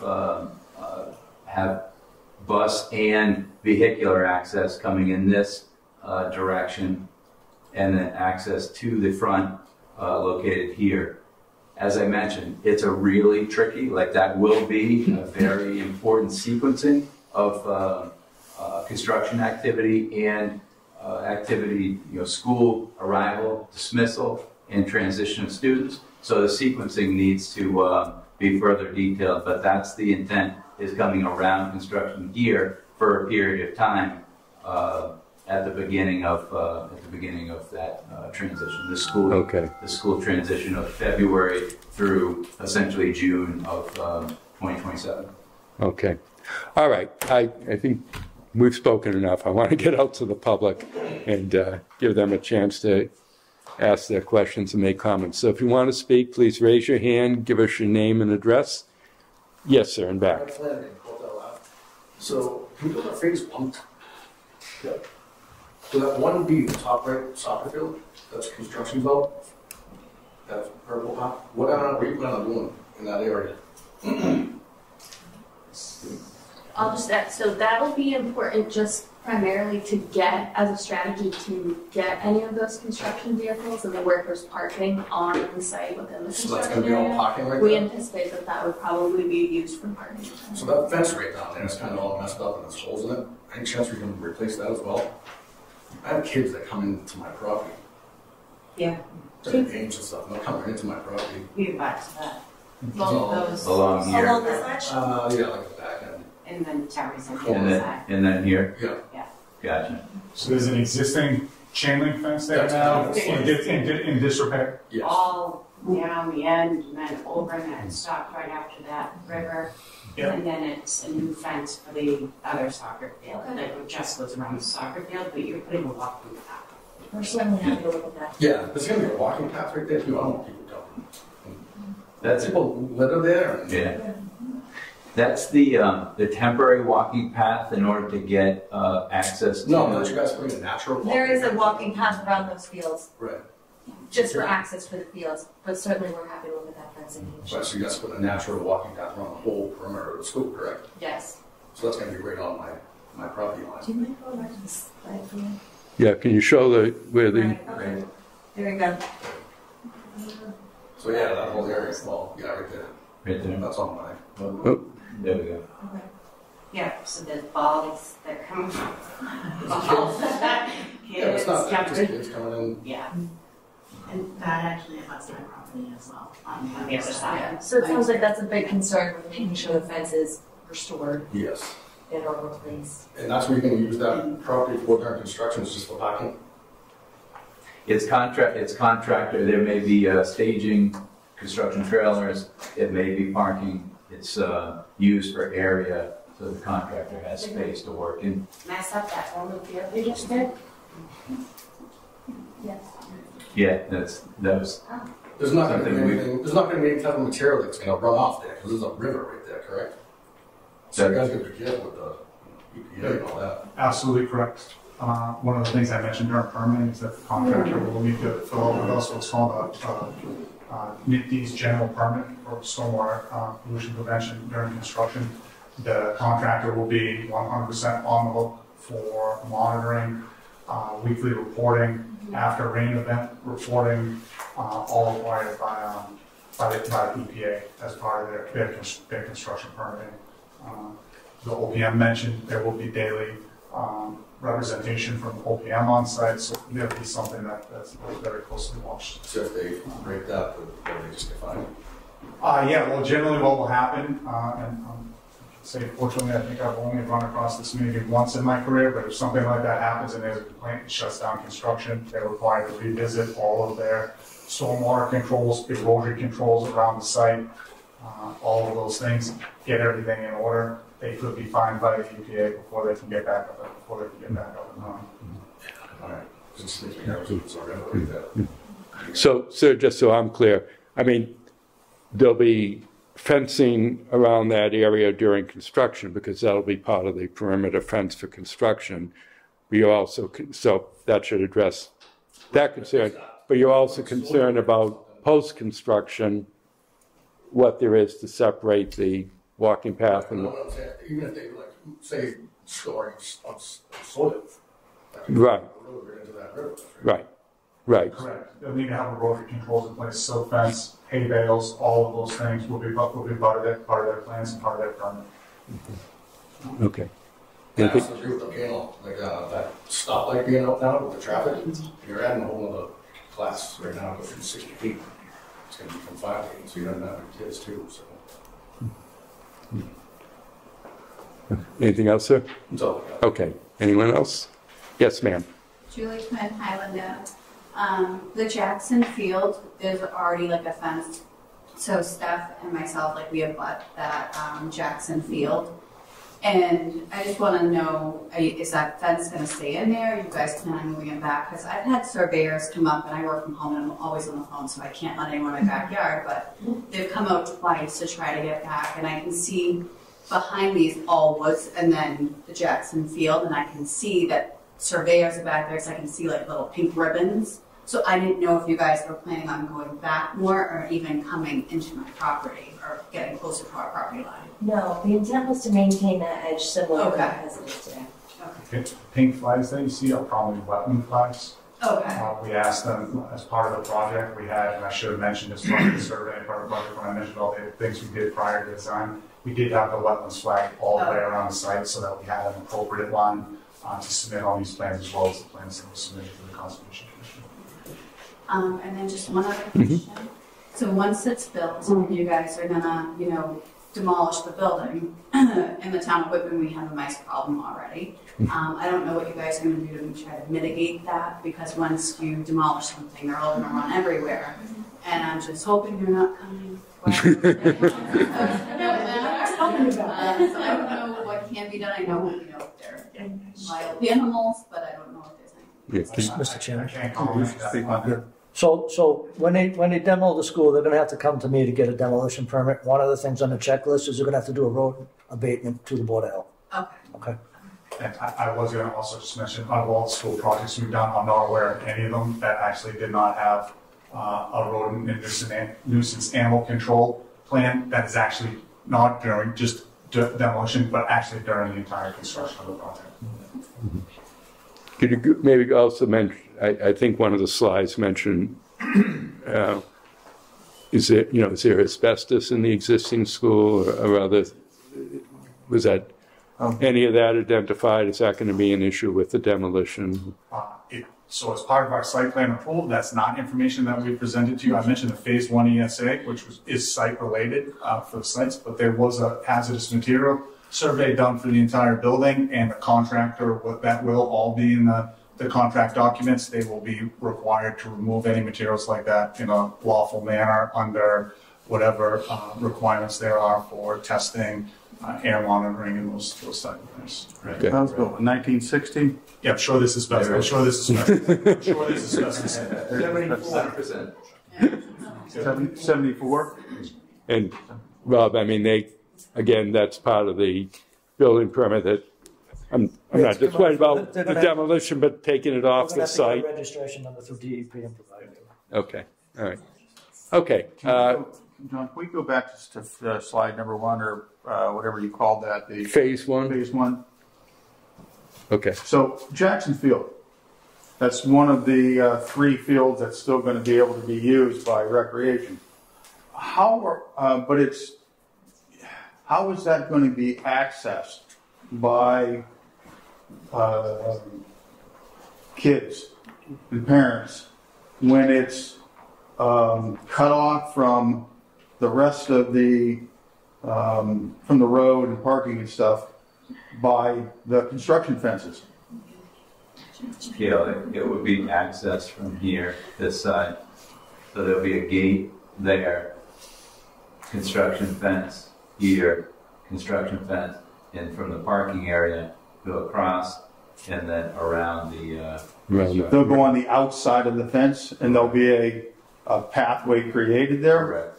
There'd be fence, that's like right against my property, so while the kids are going to be... I'm sorry, I can't hear you. That's right against my property, I think, and your property. So is there going to be a fence there for the kids to walk through, or? Well, there'll be construction fencing, correct me if I'm wrong, around the entire perimeter. But where the kids are going to be walking? Where? Yeah. So, yeah, I think what we need to work through is, what does that look like? Right now it's a path. What is it? It'll be construction fencing on one side. What stone dust path, and what is that on your side, right? What does that look like? So if I'm hearing correctly, the real concern is there's a fence there, but it's already been breached. Like it's not a solid fence. Yeah, the kids. They're going to be jumping in the back. So yes, we'll make note of that. Trucks, vehicles, soccer. Maybe that fence, the permanent fence is up first. Maybe there's a temporary fence that provides more separation. Yeah. Yeah, you may need to think about the spacing there, because I'm even thinking in connection with the use of the field, do pickup trucks or something need to get around there to drop off, I don't know, goalposts, whatever. Yeah. So you may need to think about this, how wide that access way is. To cut the grass. Yeah, cutting the grass. Are they going to get there to cut the grass? All right. Mr. Chairman? Yes. With this slide, between the existing building to the left-hand side, it looks like the existing building is right up against the fence area, right in there. How can I get emergency vehicles through there? There will be a pathway separation around this zone, and we have been involved in projects that have built within 10 feet of an existing building. What is the distance between those 2 buildings before that's completely built and that section's removed? What are we going to have with those 2 buildings as far as when they're both in place? What is the distance we're going to have in between? Do you know? That's good. They're very close so the overlap there is a canopy that's coming close to the existing building, so we may even sequence the construction where that canopy is added after the existing. And I suggest you have a sit down with me and the fire chief when we get to that point to see what kind of fire protection we're going to have at what point. That would be great. Okay. Okay, anybody else from the public? Yes, ma'am. Your name and address. Can you talk a little bit more about that walking path? Like what's going to be the width of that walking path? Which walking path is the natural walking path. Is that going to be on right now there's a fence, like what's the width of that going to be, and then we have the soccer fields inside? And then my follow-up question is, you talked about traffic, and right now the ratio of car drop-offs to walkers is unbelievable.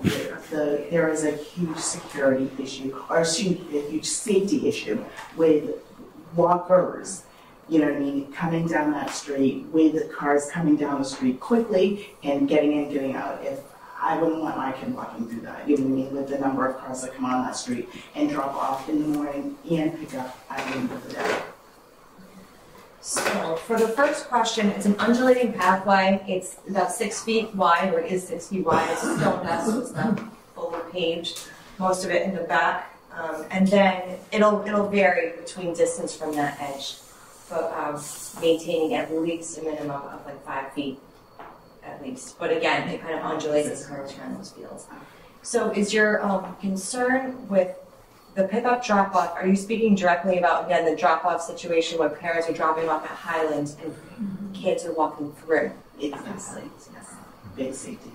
Can I ask, is there more traffic in the morning or in the afternoon? It's equal. It's equal. And I would say it's upwards of probably 10 to 15 cars, and that's no exaggeration at all. 20, 25 parking. They've created a way to parallel park and they get even more cars. That's what it got. It's crazy. So those walkers are coming out of the path, and then those cars are now, after they've gotten their children, going down the same street that those walkers. Because the kids are walking. I think it's probably a police issue where we need to, because they're flying down our street. Mr. Chairman? Yeah. Would it be possible to eliminate that path? I vote yes. Is Highland an accepted street? Yeah. Not even lights on that path. Yeah. All right. Again, I mean, this is an existing problem, which will also be there when the new school is built, but I think it's something. I think hopefully this parent drop-off situation is much cleaner, and again, we're giving much more staffing with the availability of parents to get closer to the entry. So this should be significantly improved as to what you have there today. I can't. But not until 2000. But I think, excuse me, we need, the conversation needs to go through us, okay? Just so we hear everything.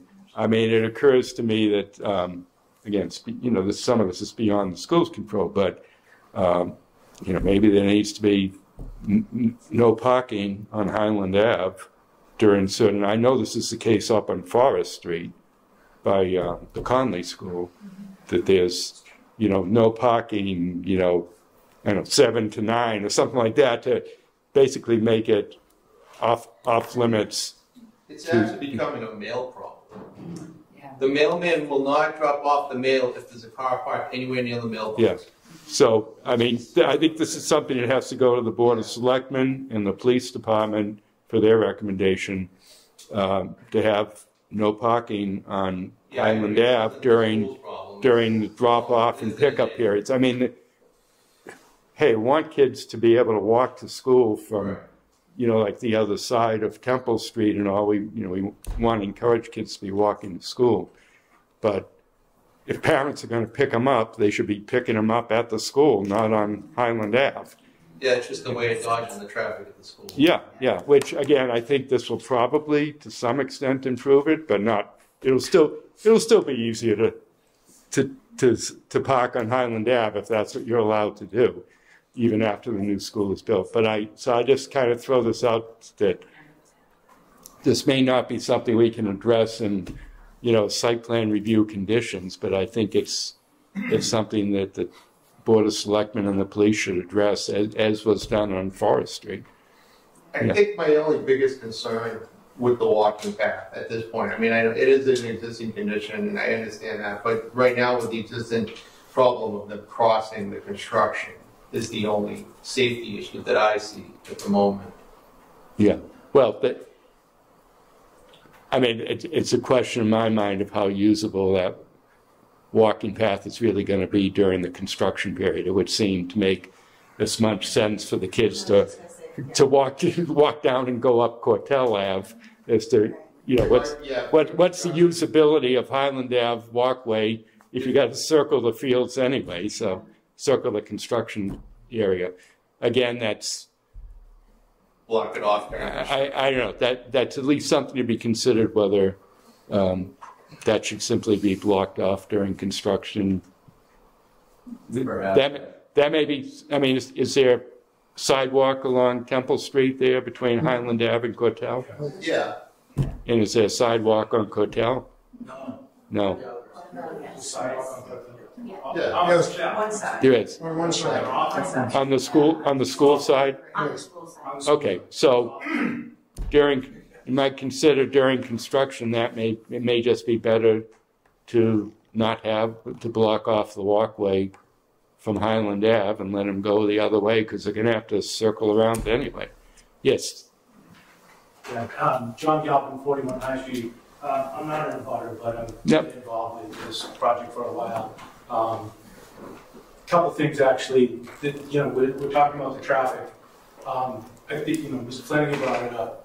There's a whole new another class going in there, so there's going to be 25% more drop-offs and pickups. 33%. So that's definitely going to be an issue there.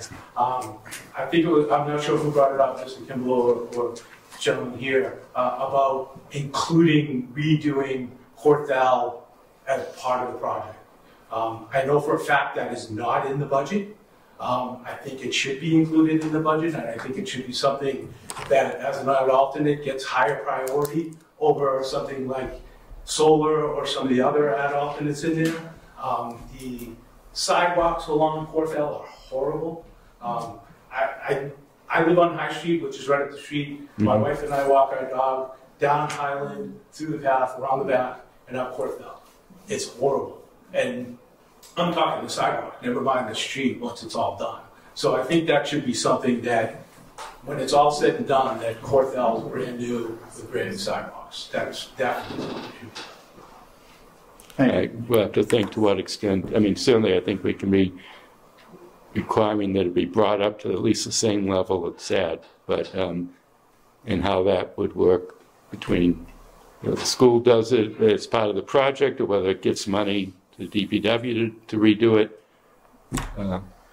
Just raising that as an issue. It's 136 million. They better find money in there. Yeah. Go ahead, Mr. Galvin. Yes. That's about, I don't want to keep beating the dead bush there, but the town does hire a crossing guard from Beale to Highland. So there's Beale, Whiting, Pine, Myers, Fox Hill, they all walk. They all walk, come down, and cross over there. I was talking to Ms. Byers earlier from the school committee. All of those kids are technically assigned a seat on a bus.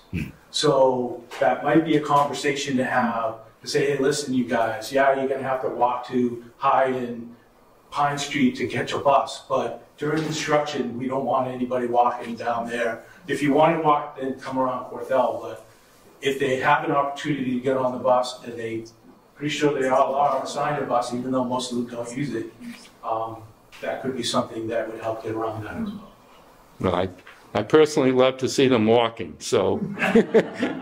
But I just think it just looks to me like going down Highland Ave and circling around the construction fence isn't much shorter than walking down to Cortell. If they're going to walk, I think they can still walk, but it's going to be a longer walk.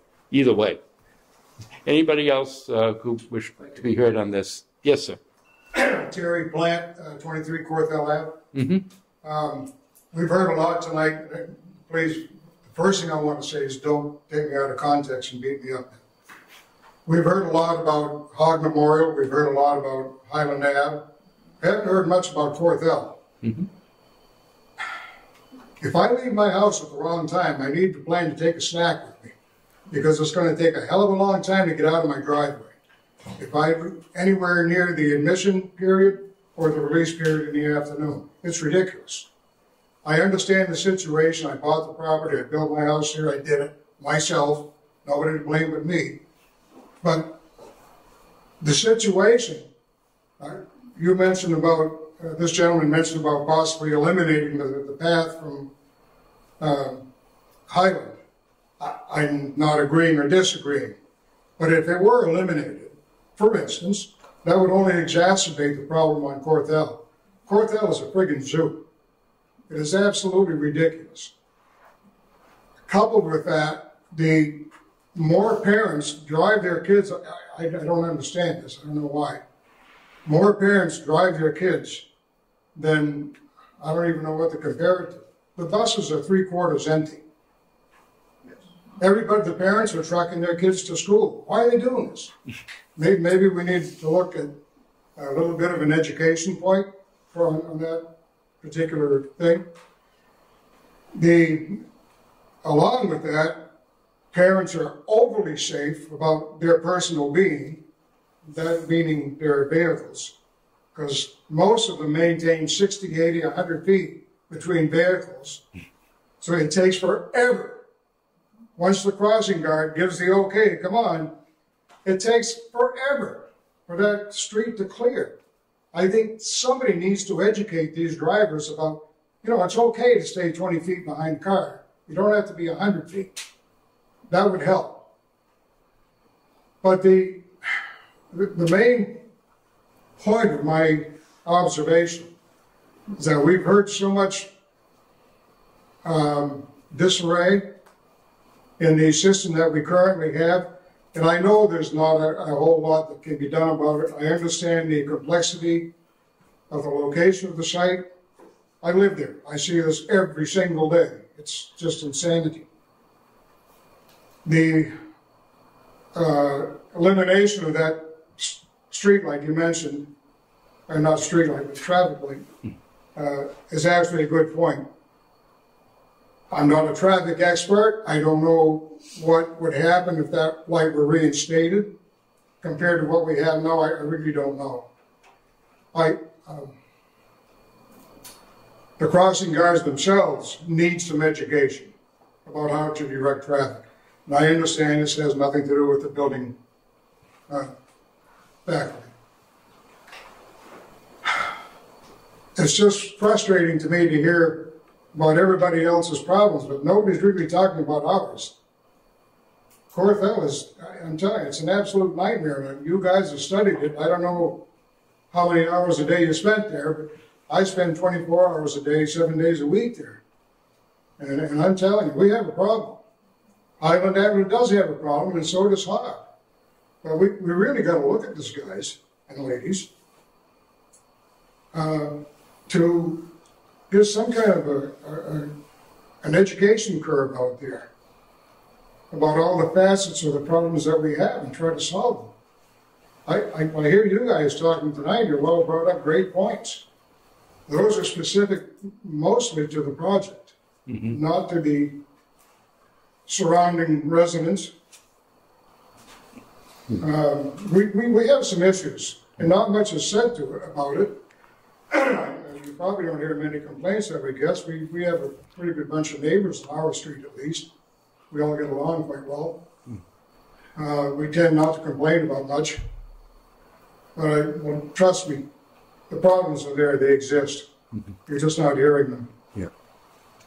Thank you. You know, the car, you talk about cars speeding, I agree with her completely. We need more police control. Again, this has nothing to do with the building faculty. But we really have to look at this, and we need all the help we can get from both sides, from everybody involved here, about how to mitigate some of this stuff, because it can't continue. It's just going to get worse. Okay. And with the other grade coming in, absolutely, compounded conditions. Thank you. So, and I mentioned this at the first session we had a few weeks ago, just as the overview. All we have responsibility for on this board is what's called site plan review, which means looking at both the circulation on the site, the amount of parking on the site, the traffic flow, effects on abutters. That's why we've talked about fencing and buffers and drainage issues. That's, although the Conservation Commission will take a closer look at that. The broader issues, and I'm glad there's someone from the school committee here to hear this, that, some of these broader issues, maybe outside our purview, but I'm glad they've been brought up anyway. I think it's useful. But to the extent we have some control over it, and obviously during the construction period, that's, I think, our principal concern here, because you're adding a bunch of dump trucks and other vehicles on top of bus and cars and so forth. So I can hardly wait. Yeah. Anyone else from the public? Yes, ma'am. Shannon, Flanagan, 39 Portella. I was just wondering why they're abandoning the water line from Corthell and coming off of Highland. Our street has had a ton of water issues. And it's just interesting. Is there a reason for that we can find out why they're? Yeah, I can give you one, Stephanie. You know, off the top of your head, I can get. So generally, when we see something like this happen, right? A lot of times we'll go out and we'll do actually pressure tests and flow tests to make sure that there's proper flows and proper. A lot of times, towns already know these things, right? They have water models. They study their water. They know. So it would be indicative to me that they actually believe that the site will get better pressure and better flow if they circulate through Highland and Hog as opposed to Cortell. But I'll verify that for sure. It's one of the things that we get on our list. I'll verify it for sure. Thank you. So I mean, they're not abandoning the line from Cortell. Or just are to the school. Say that again. Just from the school. Like Yeah. Water. Our They're abandoning their. but our understanding is yes, that they will be cutting off the service to the school from Cortell. Yes. Okay. Yeah. Yeah, Mr. May, you can find out just what the effect of that is on the line. Yeah, and I apologize for not knowing off the top of my head. No, They gave us a reason for it. I'll verify what it is. Okay. And I'll get it back to the board. What upgrades in electrical are going to be necessary? I'm not aware of any. And I mean, the service, as we showed, the service that comes in is being tied in when it's already partially into the site. Say that again. The service that comes into the existing building. Yeah. The new building ties into that where it already comes partially. So you're just going to whatever. So, but aren't you going from natural gas heat to electric heat and electric air conditioning? Correct. It would be a fully electric building. Fully electric building. So you're the existing electrical certainly isn't going to be able to handle it. No, they'd have to upgrade the transformer. Transformers the existing service feed. They'll have to put a bigger transformer to be able to get more power out of it for the new school. Would there be enough power coming in off of Cortell? I believe so, because that's the transformer brings it up so they can get more out of it, I believe. And is all of the utilities underground? I do not believe that. So, from electric from the pole in Troy, do you know off the top of your head? I believe on the site. Once you get on the site, yes, all the utilities are underground. Once you're on the site, the moment you step off of Cortell Avenue. Can we go to back to the utility plan in a second? Hold my Right. way back. Don't they come in the driveway parallel to the left of the driveway? It does. Stop it. This is fine. Well, actually, go to go to the existing conditions. Yep. So you see the red line that's there right now, a little bit obscured. No, I got it. Point at Troy. No. So there's a red line right here. This line is where the existing electric comes into the site. Right? And wherever the pole is along that line, once the service at that pole, it goes underground to the building. It does, or it will? It does. It will. It will. It doesn't now. It will be the existing line will come in here from here on. It's proposed as being underground. Right. Okay. Just wanted to make sure. It ties into the existing line that's there, right there. Yeah, Mr. Chairman, all new development in town is supposed to have underground on the whole site, new subdivisions, so on and so forth. So we should put the power underground because it eliminates the possibility of potential trees coming down on power lines. Well, it'll be underground from the property boundary, right? Actually, I believe that's already on. That's already on the property. It should be underground on the property. It is. From there, it's going underground. But that the property goes all the way out to the street. No, it doesn't go all No. the street. The property goes all the way out to the hotel. Right, but The power lines go off the property right around, right, very close there.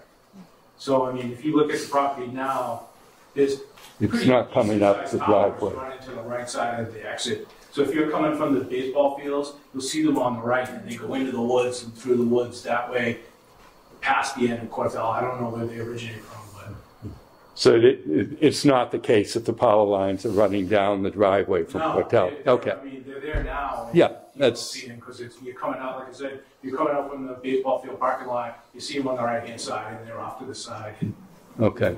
No, we just don't want to see any telephone poles or any power poles on the lot. Yeah. Really, is what it means. Yeah. Okay. Anyone else? Yes, Ms. Byers. Chair, since you mentioned my name, I'm Dawn Byers, live in 20 Russell Road in Whitman, and I'm a school committee member, so I don't stand here speaking on behalf of the school committee at all. I just wanted to mention about traffic flow. And it's always been curious to me that there is a gate at Hogg Memorial.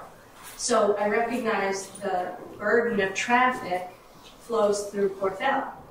I don't know why a gate was put at Hogg Memorial to not include traffic flowing into both entrances to the school. And I know that during construction, of course, that's absolutely an inconvenience. And while it's 3-year period, it is temporary. So I think more long-term, right? Once the school is built, is there an opportunity, right, to have traffic flowing from both entrances, from Hogg Memorial Drive and Porthel, which would alleviate some of your Highland Ave congestion, maybe? I don't have an answer. It's just something that's always been on my mind as well. Brings a lot of traffic. And they fly through. Yeah. Like, People cut through from 27 over to yeah. skate town. There's a ton.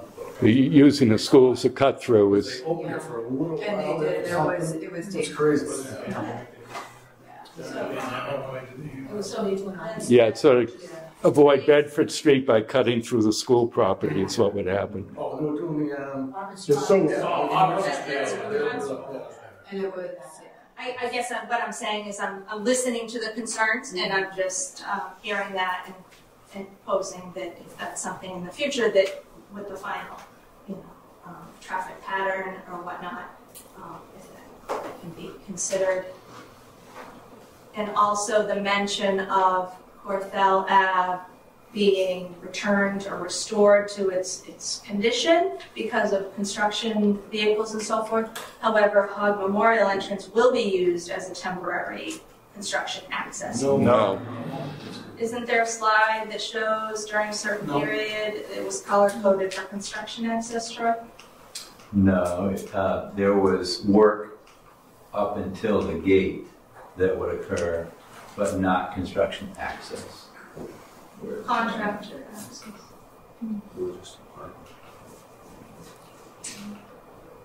Okay, 1C, southern access road and parking. That'll just require an update to the drainage line, so there'll be some work along that road underground, and so as a result, to repair the road after the drainage work, that'll be the 1C phase. Okay, I was misreading that, thinking that they were going to utilize that access because then I'd have concerns over Hogg Memorial, right? Right. So, all right. Okay. And just a point of clarification, yes. Going back a few, not Ms. Byers' comments, but comments before, anything, and I think the board understands this, that anything outside of the property boundaries cannot be included as part of this project or included into the project as alternates or any scope of work. I won't concede that. Okay? If there's going to be impacts outside the property boundary as part of this project, they need to be addressed. And what I mean by that is part of the Massachusetts School Building Authority, the project costs. All right, well, that's your problem with Massachusetts School Building Authority. Okay. Anyone else? What I want to do is, we're up to 9 o'clock. We don't like to go much past that. And I think, we're going to need to continue this so you can take in and make proposals, think about the fencing, whatever else. We need to think about what conditions. But actually, there's one big issue, one big question I did want to get onto the record. Hours of construction. Normally it's like 7 to 7 weekdays and something shorter on Saturdays and no construction on Sundays. Can I elaborate on that? Yes, please do. Okay. So obviously we all know this is going to be a construction project. There's going to be noise, there's going to be vibration, there's going to be light. What do we want to mitigate that to? Because we got geotech work going on, we're going to have vibration, we're going to have trucks coming in and out. Are we going to have siltation coming off site? Are we going to have washdown stations? What are we going to do with course? Is this gentleman going to be driving through dust? I mean, this stuff needs to be talked about. So, I think that all falls within also hours of work. Now, we know you have to get it done. And all this is going to transpire, but there's also got to be reason involved in it. So I think this board needs to think about that and how we're going to, do it. Yeah. I mean, normally, on other construction projects, when we set it hours, it's usually something like 7 to 7 weekdays and 7 to 3 Saturdays. What did we? It's up to the purview of the board. I'm just kind of throwing it out to you folks. What did you anticipate? School starts too, though. Don't they start like 7:20? Well, as I've said, that's part of the problem here is the coordination. So we'll work with the GC once they get on board, of course. We're going to try to do the best, obviously, with the noise that we can work with. There's going to be hours, of course, that we'll coordinate with the butters as needed. But until we get the GC on board, we'll be able to maintain that schedule and chat with you again. We'll have that day-to-day person on site as well to coordinate. But obviously, but you've built many schools before, so generally speaking, what are the hours that most of the construction or most of the projects that you've done have been limited to? What have you guys? 7 to 3:30. That's usually typically, but again. Yeah, well, it's usually 7 o'clock to 5. Mm-hmm. However, most contractors leave 3:30. And they'll get there at 6:30. There'll be times, and all of this we'll coordinate with the building commissioner and outline exactly what the requirements are, and the ordinance, noise ordinances, and the construction timeline, the daily schedule. Yeah. So. But that's generally the time, 7 to 5 generally, but as I mentioned. And Saturdays? There will likely be some need for some Saturdays. Contractors typically like to, sometimes they'll front load Saturdays, other times it's on the back end, but there probably need to be Saturdays, but that specifically, any work outside of those zones has to get approved by the building commissioner as well as by the school administration. Right, but we typically put sort of the outside limits into our site plan approval. So that's, give it some thought. I guess that's what I'm saying to you. Were you folks at all involved with Abington's project? Yes. So that's similar kind of thing where you had to build a new school, tear down the old school, but little bit easier access, but not a whole lot easier. And I can say, yeah, again, coming in down a single street from a main street. You did one school out of the past 2 dozen that we've done that was not construction while it was ongoing building use. And a few of us can say we were involved in Whitman Hanson Regional High School. That's right, remember. Way back when. But I'm thinking Abington, number one's more recent, but also more similar to this site in having very limited access to the site. Yeah. That was a lot of coordination with the building official as well as the neighbors and the administration with the new building directly behind the existing building and the demolition of a portion of it while activity was occurring in the existing building as well as the new. There was a lot of logistics in that project for sure. Okay. There's been a few, Hingham Middle School, if anybody's familiar with Hingham Middle School site, similar type of access, a site that was maybe a third the size of the site. That we had to do. That one took quite a bit of coordination too. Yeah. Okay. All right. So I'm inclined at this point to continue the hearing. Let us take in everything we can be thinking about, what conditions we would want to put in here. You can think about responding to any of the comments that have been made, with more detail or more additions. Anybody want to say anything before I'm going to suggest, is it December 8th? We're already kind of tied up for, we're kind of tied up as far as doing anything in November.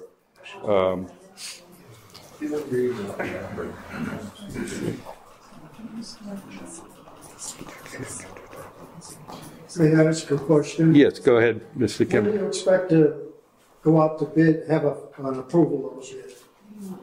We're in the middle of pre-qualifications at the moment, expecting winter, this winter. And that a general contractor would be awarded in the spring. In the spring. Okay. Thank you. All right, I'm going to suggest Monday, December 9th, the second Monday in December.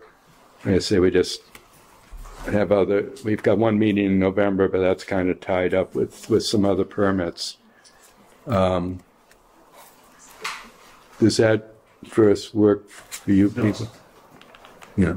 Are you under, a deadline as far as needing, you can go before the Concom whenever. We can. Well, I think now that we've had this hearing, we'll be able to schedule a hearing with the Conservation Commission. I think that's. Yeah, because we're not talking about relocating the building or anything here. We're just talking about some tweaks.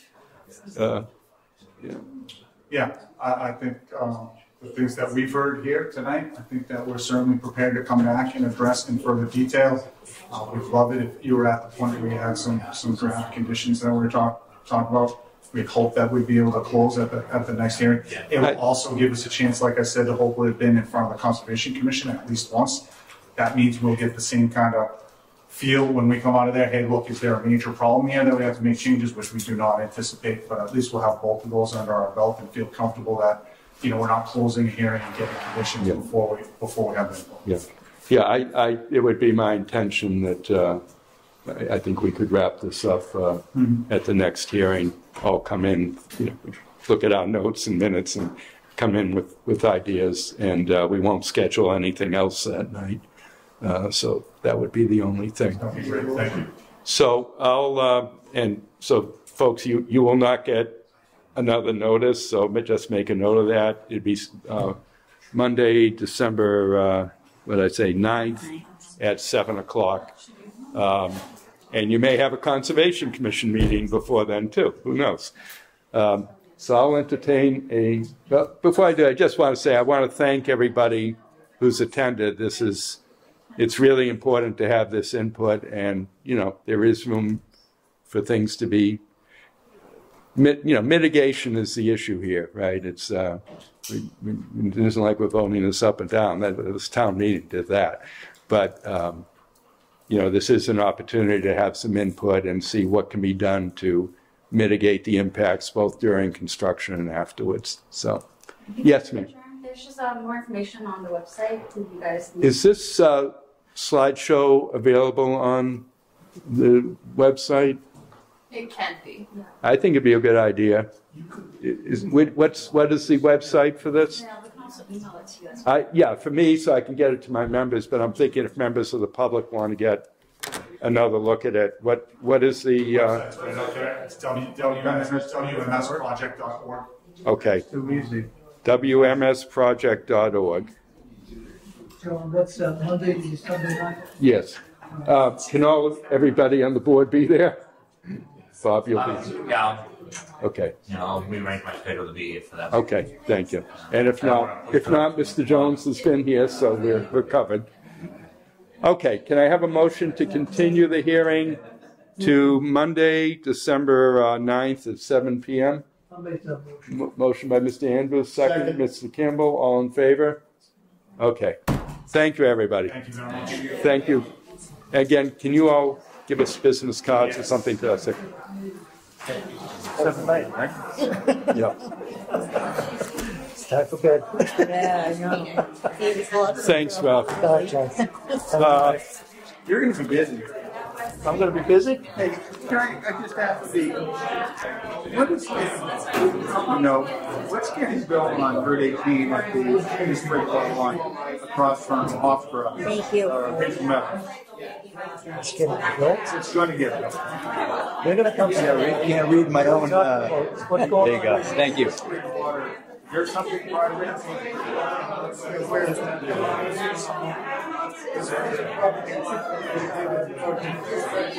Introduce myself. Thank you for the presentation. Yes, of course. Yeah, I'm glad. Frankly, those plans are too. No, I know. We saw you looking through them, and we're like, I wonder how those are. No, I'm glad we were able to chunk it up. I'm so glad to finally meet you. Yeah. I'm sorry we missed about the first one. I don't know how that got communicated. I got They're going to put a road in there to access residential development in the original. No, the gentleman that we talked about. So I hate to push people out the door, but we got some other business to take care of. So if you could continue the conversations out in the hall. I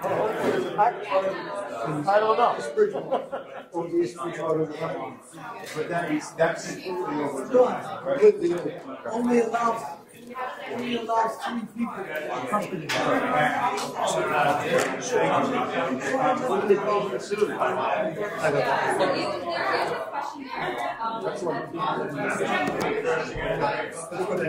Yeah. Okay, folks. Quiet, please. Folks, can you please, everybody move out so we can...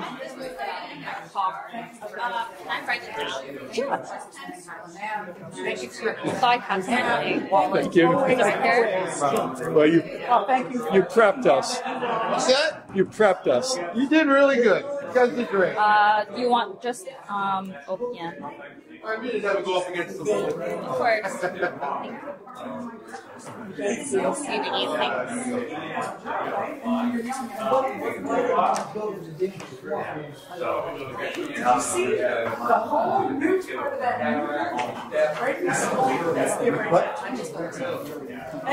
Okay.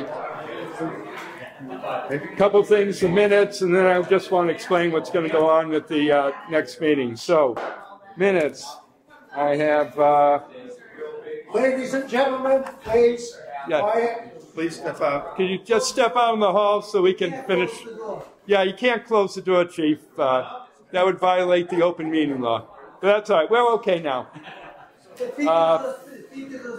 Sit down. Doesn't violate the fire code, just violates the open meeting. Thank you. So nice to meet you all. Thank you. All right, minutes for case number 16, which was 60 Cortell Avenue. Speaking of that, for the second unit. So let's see who was here. That was myself, Wayne, Dick, Bob Curran, and Bob Keeman. Second. Who made the motion? Bob Curran, second. Bob Keeman, all in favor? Done. 100 Cortell Ave, the first hearing on this, which... so let's see, Mr. Curran was not on that. Who made the motion? Motion by Mr. Keeman, second by Mr. Kimball, all in favor, 5-0. And the general minutes... moved by Mr. Kimball, second by Mr. Blas, all in favor, 5-0. Okay, so just to explain, so next month, November 23rd, is it? Yeah. 25th. We've got one case at 7 o'clock, and then we have 25th. We got one standard case at 7 o'clock. 25. At 7:30, we have 305 Bedford Street, the marijuana place. So I think I explained a little bit last time. The selectmen had to accept the state host community agreement to get this thing moving. And I said, let them come back. We'll amend the special permit with additional conditions for the particularly security issues that can no longer be in the host community agreement. So they have applied, we put them on for 7:30 on the 25th. I drafted a set of conditions already, which I sent to their attorney. He said, that's fine, So I'm not anticipating, a 2-hour hearing on this or something. They've already agreed. But what I will do before the next meeting, I'll send you first the application for that other project as well as this. I'll send you the set of conditions. Do not respond, and go back and forth with me or with other members of the board. But certainly if you have changes you want or additions, that's fine. But we'll discuss them that night. Okay. But that's, I just want to explain the whole So you've taken the specific agreements out of the... Yeah, I went through, the town attorney actually did a memo saying here's what's different between the original host community agreement and this new one. I went through that and said, okay, here are the, and then I looked at, what I'll actually have proposed is something that includes the additional condition, but this will be in place of the conditions in the original special permit, because I didn't want people having to look at two separate documents. So this will consolidate everything in one thing. So you'll see. What's the date on that? 25th. November 25th. November 25th. So are you saying that the original conditions will no longer apply? Yeah, we'll write the new, it's going to be an amended special permit. We'll write the decision in a way that says this set of conditions. Plus, in addition to. No, it incorporates, will incorporate the previous conditions so that there's there'll be a single, supersede. Is this Cannabis Control is doing this? Yes. Yes, Cannabis Control Commission. Why are they getting involved like that? What's that? Why are they doing it? Well, there was the legislature passed a law to give the Cannabis Control Commission oversight or control over host community agreements, because there's been a concern that towns have basically been extorting conditions. Yeah, I read about that. So, yeah. Well, that was supposed to mean the CCC will review your host community agreement, and if there's something that is illegal, you can't have that condition. But what they've done instead, that'd be too much work. And they drafted a model host community agreement. Great, lets people pull it off the shelf if that's what they want to do. But what they've instead done is reject any host community agreement that is not the model host community agreement. Word for word. Yeah. So if you submit your host community agreement to them, they don't say remove paragraph 2. They say, oh, it doesn't match the model host community agreement. Reject it. But if this gentleman had submitted it at the time that he got the host community agreement, probably because the first one's... Didn't he already get that all approved? No. I mean, he doesn't have his permits from the state yet, which is why he's stuck, why he can't go forward. So this is to break the logjam, and the state won't approve his permits to open unless there is an approved host community agreement in place. This board approved that 2 years ago. Little over a year, I think. Yeah. And they went ahead and they spent all the money fixing up the building. Oh, yeah, they're ready to go. It's the state that's standing in the way. So this is the town making an effort to say, we'll work with... Sharon O'Brien, whatever her name is? It goes a lot deeper than that. There's just huge problems. And like because I'm, aware what happened with towns submitting their host community agreements. I mean, they can't, they ask what's wrong with it. There's literally no response. Their phone calls aren't answered. Their emails aren't answered. There's just nothing going on. So this is the only way to... The governor doesn't care about it. No. Well, but how did Brockton get 13 open already?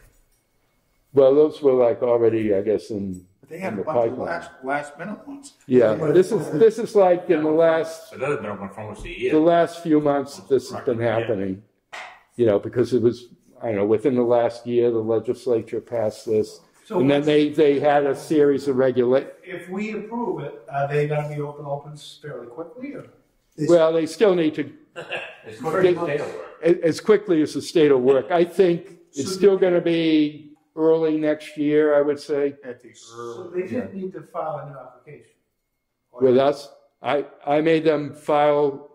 They have filed for an amended special permit. notice to abutters, ads in the newspaper, all that. But we're understanding we're not going to, revisit stuff we don't need to revisit. So, and if you remember, there were no abutters present last time, so I don't anticipate. Mr. Chairman? Yeah. Before we adjourn tonight, can you appoint a clerk? Did we? We have. Oh, yeah. Oh, okay. Oh, yeah. All right. Oh, I think you missed the meeting where we elected the new slate of officers. Is that possible?